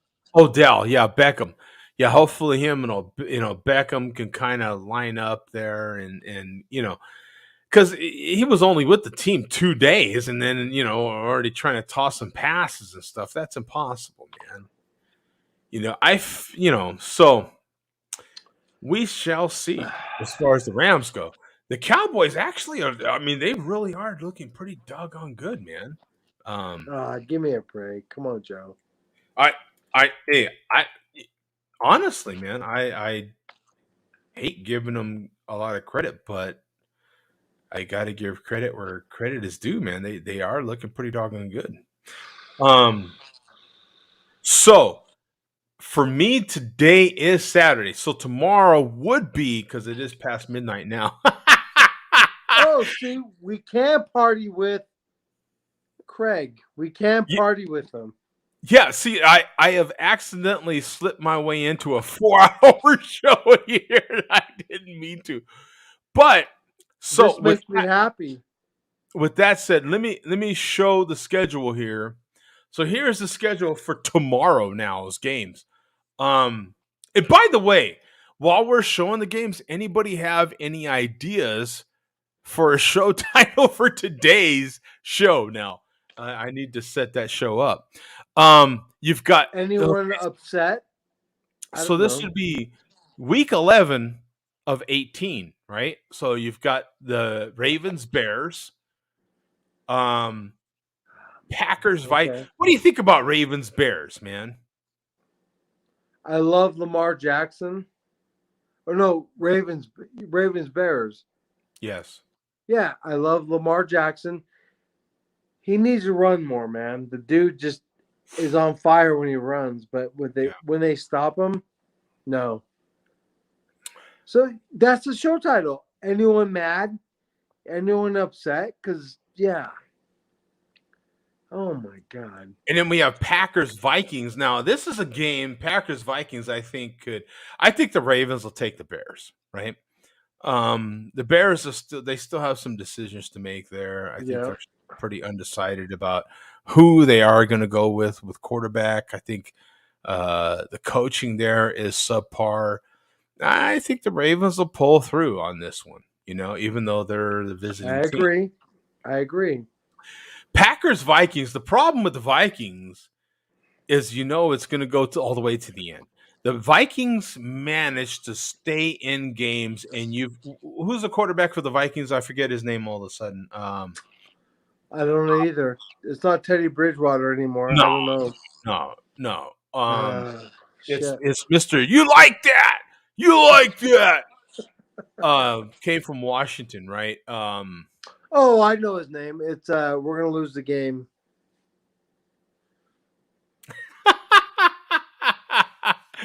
Okay, but anyway, I think the Packers Vikings goes all the way to the end. I really do. I think it's like last minute field goal. I think it's that kind of game that the Packers, I think, will come out on top. I think Aaron Rodgers will come out on top. I agree. But you just never know, man. It's killing me to not know who the quarterback for the Vikings is. I can't remember. Damn. It's my It's life. not Teddy. Who the hell is it? He's Mister Not Vaccinated. God Almighty, what's players? Let me go to players. Yeah, Kirk Cousins. Dear God, Kirk Cousins. Oh Yeah. no, it's not. Is it? Yes, Kirk Cousins. You like that? That's who he is. You like that, Mister $50 million man, 50 million a year. Right. I think he's seriously getting 40 million a year or something. And he oh my God, it's something ridiculous. Put me But in, Kirk coach. Cousins keeps the Vikings in games. Is it really? He just does. Colts Bills. These are all the early games for me, at least in my time zone. Colts Bills. The Colts are sneaky good. I think the Colts visiting the Bills, I think they take them, man. I think the Colts take the Bills. They have a damn good defense, don't they? Don't the Colts have a sneaky good defense and a really good O line that has given them all this run Against blocking? the Bills, the highest paid quarterback in the league, Josh Allen. No, I say no. Yeah, I really do. I think the Colts take the Bills in this one, even though they're visiting. Lions, Browns. Lions visiting the Browns. Boy, the Lions. I mean, I can't see the Lions even coming close in this one. Even though what's his name, Mister is he doing Allstate commercials? What's he? No, he's not doing Allstate commercials. What's his commercial? The quarterback for the Browns. What's the commercials he's doing? What's his name? It's not Mayweather. It's May something. Yeah, Mayfield. Baker Mayfield. Mayfield. Yeah. Courtesy of Mandy. Yeah, Baker He's got Mayfield. half an arm right now, right? He's got some sort of arm issue, doesn't he? But I still think the Browns come out on top on that one. Washington at the Panthers. This is an interesting one. Cam Newton going against Rivera, the same coach that didn't want him. Yep. The same coach that coached against him. Yeah. Yep. So you're right. Washington didn't they just beat Tampa Bay? A surprise victory against Tampa Bay. Do they have it in them one more time? The Panthers actually have a really solid defense. And they've got McCaffrey back, right? I don't know. It's a toss up, but some people are picking Washington over the Panthers. I think the Panthers still prevail in this one. You're right. Panthers. Texans, Titans, no contest. Titans take this one. Are you kidding me? What are you nuts? Texans visiting the Titans are just gonna crush them. I don't see any other way. You know what I'm saying? Like how does that not work out? Niners at the Jaguars. Niners. I say Niners. I don't. It's a toss up, right? Yeah, that's a toss-up game. But Yeah. they looked so damn good. If they play as physical as they played us, if they play the Jaguars that way, man, I mean, I can't see them losing that game against the Jaguars. Dolphins at the Jets. I think the Dolphins prevail in that one. I mean, I don't see any way the Dolphins don't prevail in that one. Saints at Eagles. Boy, I think. Eagles, Do you think the Eagles take them? of course. You still have the old Alabama quarterback down there. Oh my God, what's his name? Is it? It's not Hunt. It's uh, I know who you're talking about. I can't remember. Yeah. he's a scrambling type quarterback. He runs a lot as well. Oh my God. Anyway, but that old Alabama quarterback.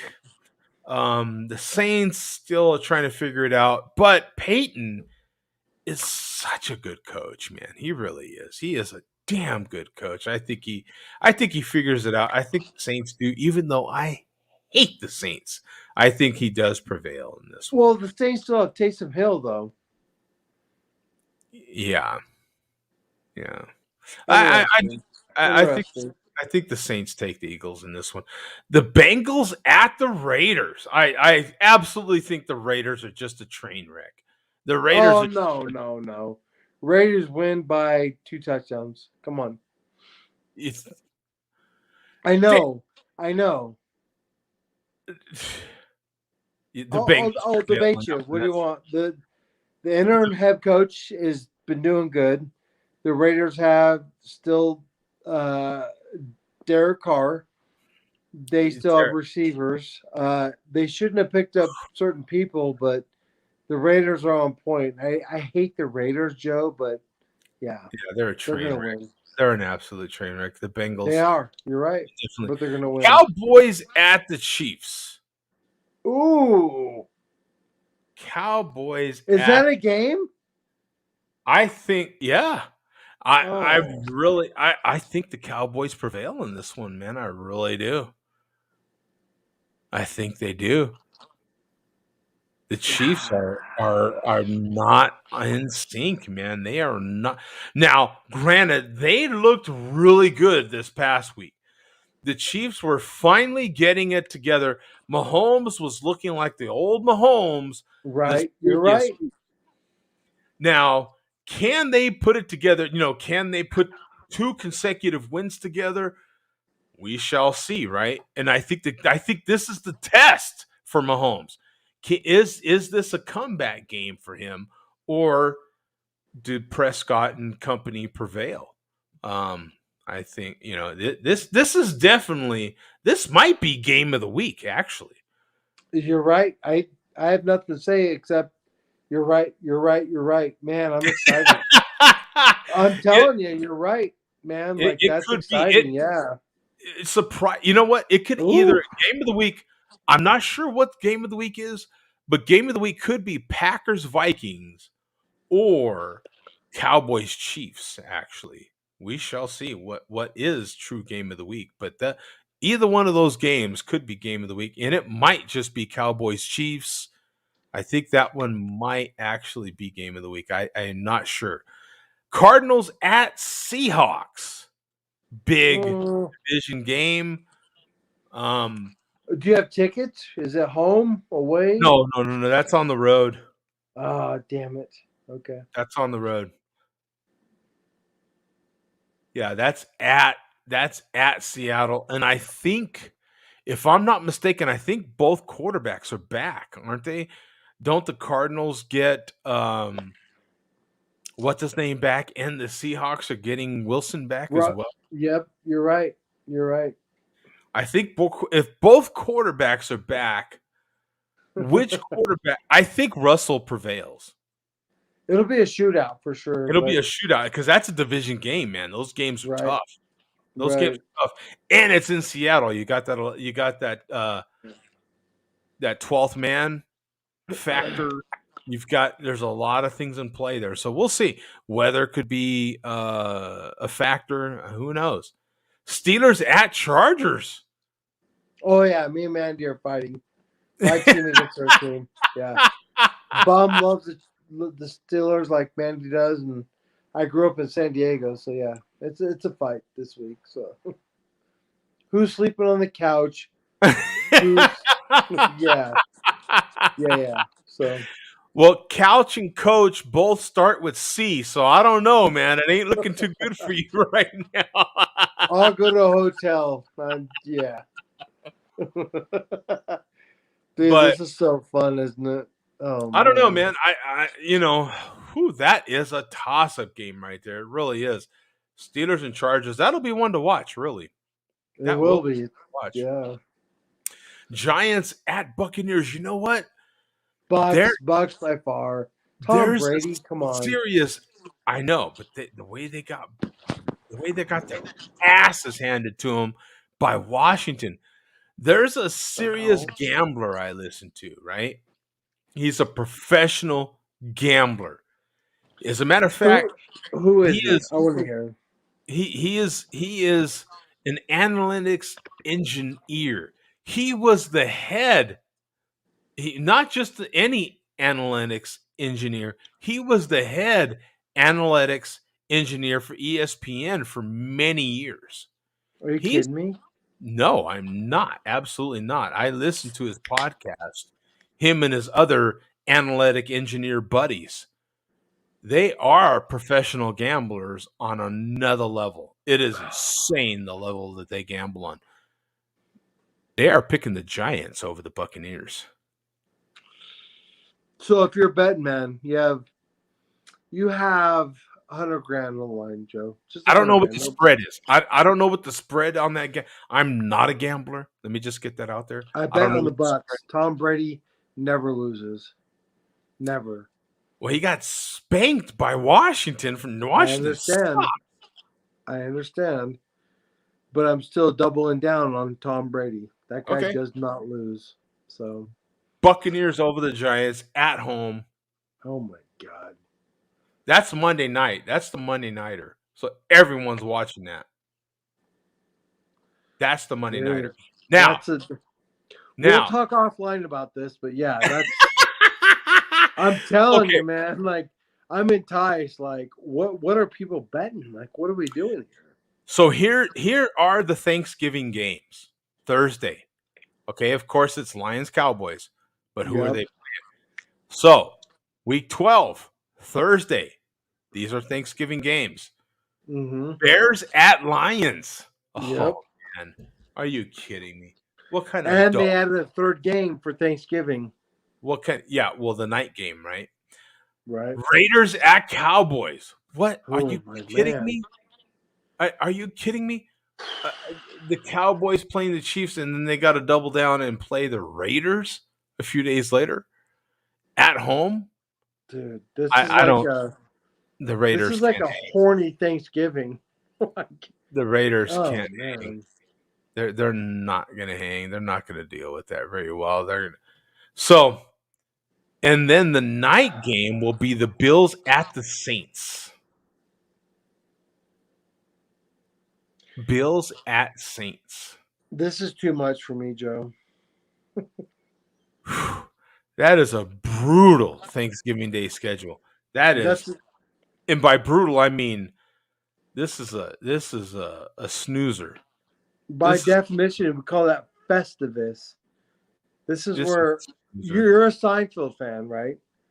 Festivus. Everyone's gonna be loaded up on turkey and snoring their ass off during these games. That's what's Yeah. happening. Oh yeah. Oh man, I'm so excited. Turkey and booze and snoring their ass off, pissing all over themselves. This is great, man. It is. It's going to be horrible. Okay, It- that's all the games I can cover. Now, I'm so you know, excited. and then the Rams are coming off the bye week at the Packers. The Rams have a tough schedule when they come back. When they come back, No, they have one opponent. It's Aaron Rodgers, Joe. Other than that, they don't do well. I'm telling you. Well, it's coming off the bye week. They got to play at Packers. That's going to be extremely challenging. Of course, yeah. So we shall see, man. We shall see how that one floats right there because that is insanity. Um, and then after that, I believe the Rams. Oh no, you still have one more game. Okay, the Jaguars at the Rams. That's a win. That's a win. That's a win. Jaguars at home. That's a win.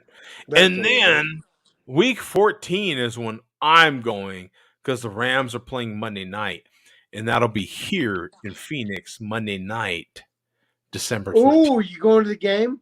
Of course. Yep. Okay. Of course. Already have days off. That's in the books, baby. That's We when I pause my TV every 5 minutes. Like, there's Joe. There's Whoa! Joe. There's Whoa! Joe. I've been effing the hell up. Wait a minute. Wait a minute. Oh my goodness, we've got Neary in the house. Neri, Mr. Smoke, what up? Cheers, Neri. Oh my god. 8:30 here, just woke up.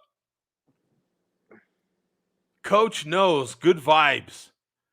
Oh my god, that is Neri, my mofo, what's up, bro? Mr. Oh, Smoke. Dude, yeah. damn, I wish you could get back in the comments. Yeah. I got it. Yeah, this is blowing my mind right here. That's a double grenade bomb right there going off. Absolutely. Wow. Well, good to hear from Neary. Absolutely, man. We gotta damn sure give him a audience applause. Oh, yeah. It's probably he just woke up, so he's probably gonna have coffee first, I would imagine. I'd imagine too. Yeah. Cheers, Neri. Damn. I'm cheers, kind of curious brother.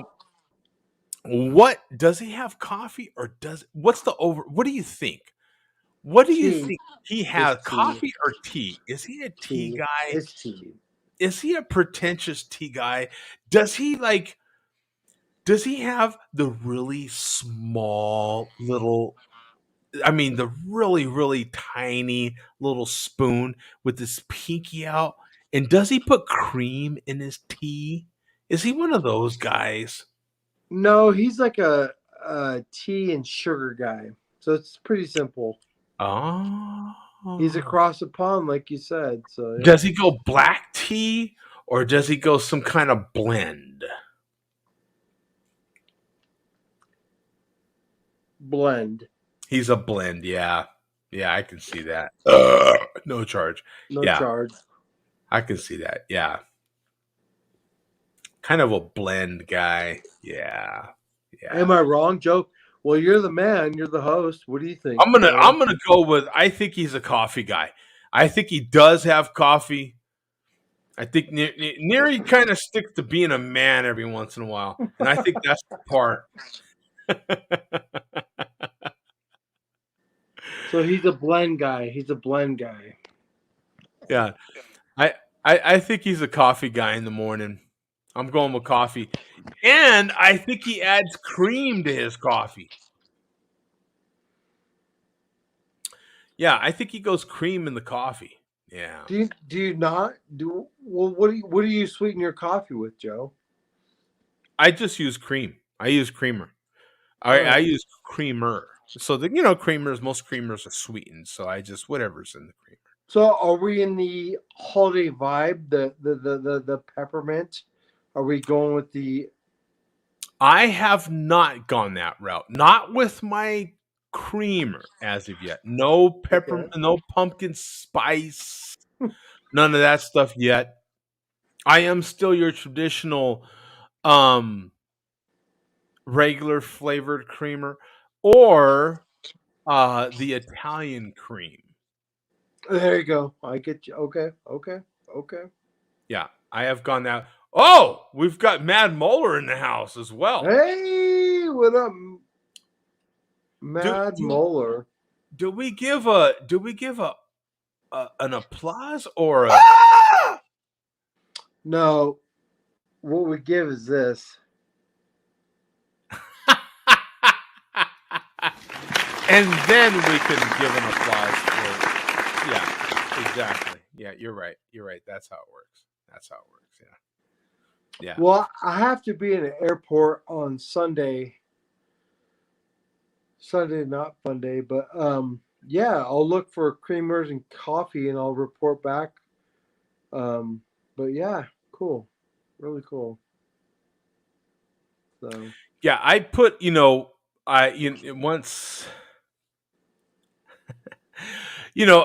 I used to be able to say, and it was true. I liked my coffee like I like my women, so I drank my right, coffee black. black. Yep. Once I started adding more Mexican chicks into the lineup, well, now I have to put cream in the coffee because, Oh man, I'm so happy. This is great. I agree. Yeah, my man. Yeah, I agree. So I gotta, you gotta lighten the coffee, make it more of a brown. You know what I'm saying? Oh So, yeah. Oh you yeah. know, more of a mocha, mocha flavor. Yeah. So yeah, that's how that kind of evolves there a little bit. Yeah. So Mueller, we've been in here for far in the hell longer than I ever imagined. Coach is, the first time he jumped in, he was our regular standard coach, and then he jumped out and jumped in, and he was another level coach. And now we're dealing with like the fourth iteration of coach. Now he's jumped in and out a few different times, and at every level, it's a different stage of coach. Oh, hey, we're doing good. We're doing good, Joe. We're we're maintaining. We're doing good. Can Yeah, you believe it's been on live for 4 hours, bro? it's pretty crazy, isn't it? Yeah, it's pretty crazy. Yeah, Dude, you have 8,000 followers. 8,000, not eight, not 80, not yeah. eight, not I don't know. yeah, dude. You have 8,000 followers, man. Yeah, I don't really know what that means. You know what? What is speaking of A and kind of things that go with A? T, we're getting these Aggies places here. Have you ever heard of Aggies? I have not. It's a chain, apparently. I have no idea what they are, so I was asking you, hoping you would. I I have no don't. idea, I but apologize. we had one, and now I see a couple more going up around Phoenix, and so I'm kind of wondering. I'm like, what is this Aggies place? I've never heard of them uh, before. It feels and sounds like a chain, so I'm gonna have to look them up. Is what I'm getting to. So yeah, I think it's EGEEGS. I think something like that. Yeah, apostrophe S. Okay, that's what it is. Restaurant company. Yeah, here we go. So we shall look at them together here. Here's Aggies.com. This is that's their logo. That's the one I'm seeing. Yep. What is it? Take it Huh. easy. Have an Aggie. Ticket E haven't. Hey, Okay. Tucson and Phoenix peeps, take it easy. So what are we doing here? Like breakfast? I don't What are we know. I doing? mean, Aggies, you would think the name is Aggies. You would think it's breakfast, right? That's my first impression. But Yeah, I don't know. It yeah. looks like subs and grinders and some sort of Slurpees or something, Don't salad, get hangry. Yeah, yeah, yeah. Okay, I get it. anything but eggs. That's weird. They keep showing Slurpees. Dude, I can't get with this younger generation. They're retarded. That doesn't make any sense to me. It doesn't to me. Yeah, yeah. I'm like, okay, Fries. where's the food? Here's Where do I spend money? so this is okay. Look it. They have Aggies, grinders, subs, salads, fries and sides, 3-foot subs and parties, kids menu, desserts, and Nice. All beverages. right. Well, here we go. All right. Anything but an egg. I don't understand it. What are you ready for some icy cold? Here's their description. Okay, here about. Let me go to the about. What? Tell me what you're about. I have no idea. How Aggies became an Arizona icon. Tucson and Phoenix. Okay. The Sonoran Desert is hot, and Tucson in September of '71 was no exception. Blistering pavement. Oh, so this is actually a local chain. I thought this was a chain all over the place. Yeah, what are the locations? So I'm involving you in something that I thought this was a national chain or something. Oh, this is just right here. Never mind. Never mind. Never mind. Yeah. You know what it is? You know what it is? I can explain this. Since it's a local chain, dear God, they've got a lot of location. So it's all in Tucson. No wonder I've never. Okay, so it's mostly a Tucson chain, and it's finally coming to Phoenix. Oh, okay, yeah, because I've seen the one in Casa Grande, and Gilbert is the one that I've seen on Baseline. Yep, this is crazy. Okay, I still don't understand what they call. You saw it, right? It was like they I call did an see it. Eggie a Slurpee. It's a freaking drink. Are you ready for the icy cold, silky smooth, fresh fruit packed deliciousness of Eggie's iconic frozen treat? What? If I tell you, hey, there's this place called Eggie's, you're like, yo, yeah, I could go for some breakfast, right? Not, would you like a Slurpee? Right. No, I understand. I agree. You know how So, pissed off I'd have been if they're like, yeah, we have sandwiches and Slurpees. I'm like, hmm. you effing what? What? I remember what's that stupid pizza place, and I still call it a stupid pizza place. Oh, we got malt liquor. We're an official show now. We got malt liquor. 40 ounce. Oh yeah. That's great. So what's that pizza place that just makes the pizza for you and then you cook it at home? Oh, Papa Mandy's. Murphy's. Papa Papa Murphy's. Yeah. That stupid place. Oh my god, I was so pissed off. Take and bake. Yeah, take and bake. I'm like, no, it's I not. remember, okay, when they first opened in Albuquerque, okay, I Mhm. went to the one that opened by me, right, by my house. And I'm like, I remember telling my youngest daughter, I had her with me at the time, let's go to this new pizza place. We're gonna get a pizza, go home. You know what I'm saying? We walk in there. Yeah. My first thing, there wasn't nobody in the front. They must have been in the back, right?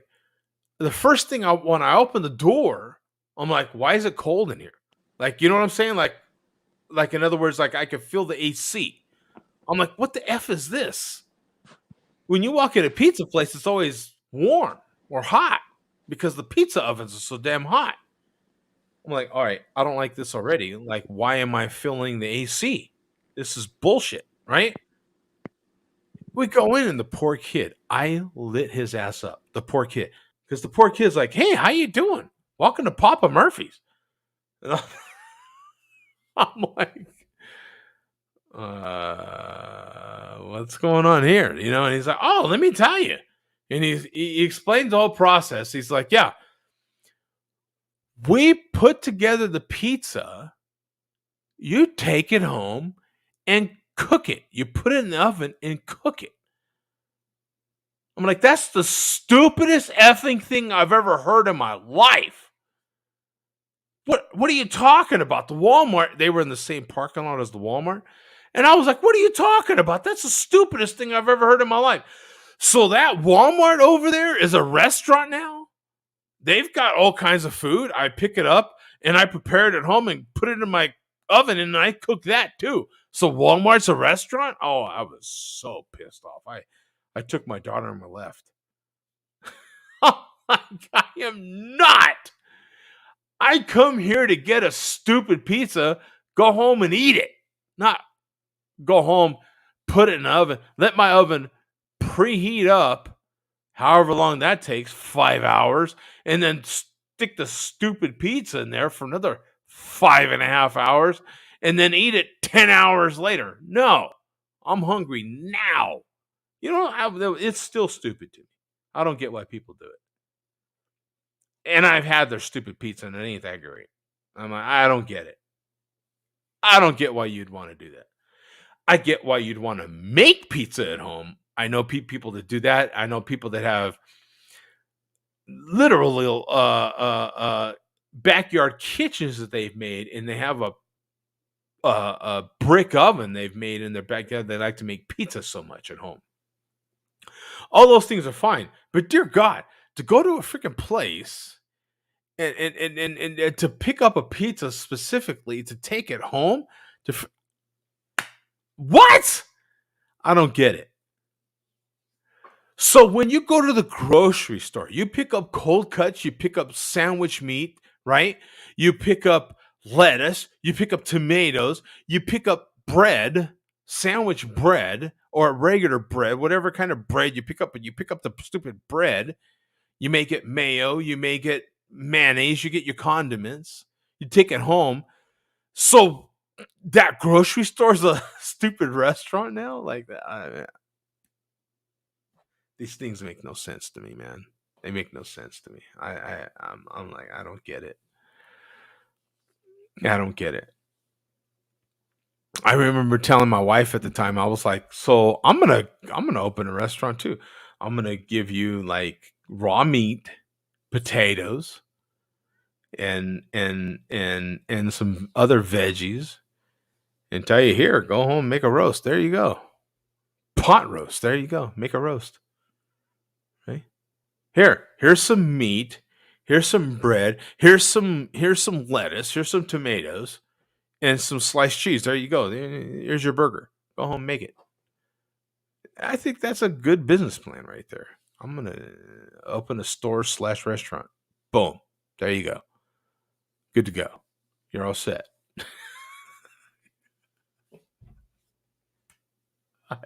I don't get it.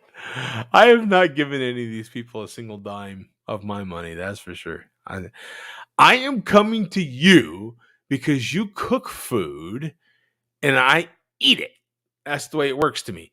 You cook stuff, I eat it. I don't go to a restaurant to walk out of there with raw ingredients to go home and cook it. That's a store, not a restaurant. I don't know. Am I crazy? I think maybe I am crazy. I don't. I need to rethink this. I guess I don't know. Maybe I'm nuts. Whew. I got more Joe Max. Yay! All right, kids. Think I'm finally out of here. I think 4.5 hour live stream is good enough. We're out of here. Thought we'd never do one of these again, and here we are doing it again. But at least we were on here long enough for Neri to wake up and post in here 3 times. I'm just sad that we didn't get to actually chat with him. But, you know, he's a busy guy. It's a weekend. He's got stuff to do. He's got family and stuff.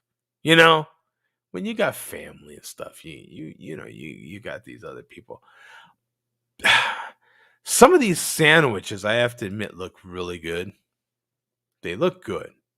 The deluxe grinder, ham, salami, pepperoni, provolone, black olives, and grinder toppings. Sounds good. The salami grinder. Sounds good. Spicy grinder. Sounds good. I've got an issue with the name Eggies. Why Eggies? So I guess I need to go back to the about section here. There's got to be an explanation. So the summer of 71 was no exception. Blistering pavement, pools so warm they felt like bathwater, AC cranked to the max, and our founders to save the day and all the days to come. Driving around the city in their frozen lemonade vending truck, sweetening the movement the moment, I'm sorry, at schools, sporting games, and concerts, and the silky smooth, frosty deliciousness of now iconic Eggy. Pretty cool, right? Since then, we have revolutionized the food scene in Tucson and Phoenix, capturing the hearts of millions and quenching their thirst. So why in the hell Eggy? Where did that come from?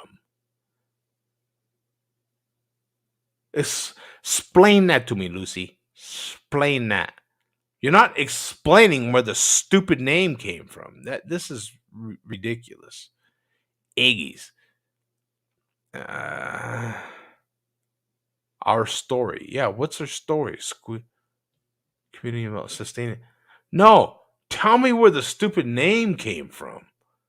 This is ridiculous. With stores across southern Arizona, Phoenix, and more to come. I thought this was a national chain. I didn't realize this is just Arizona chain. Yeah, this is kind of ridiculous. I don't get it.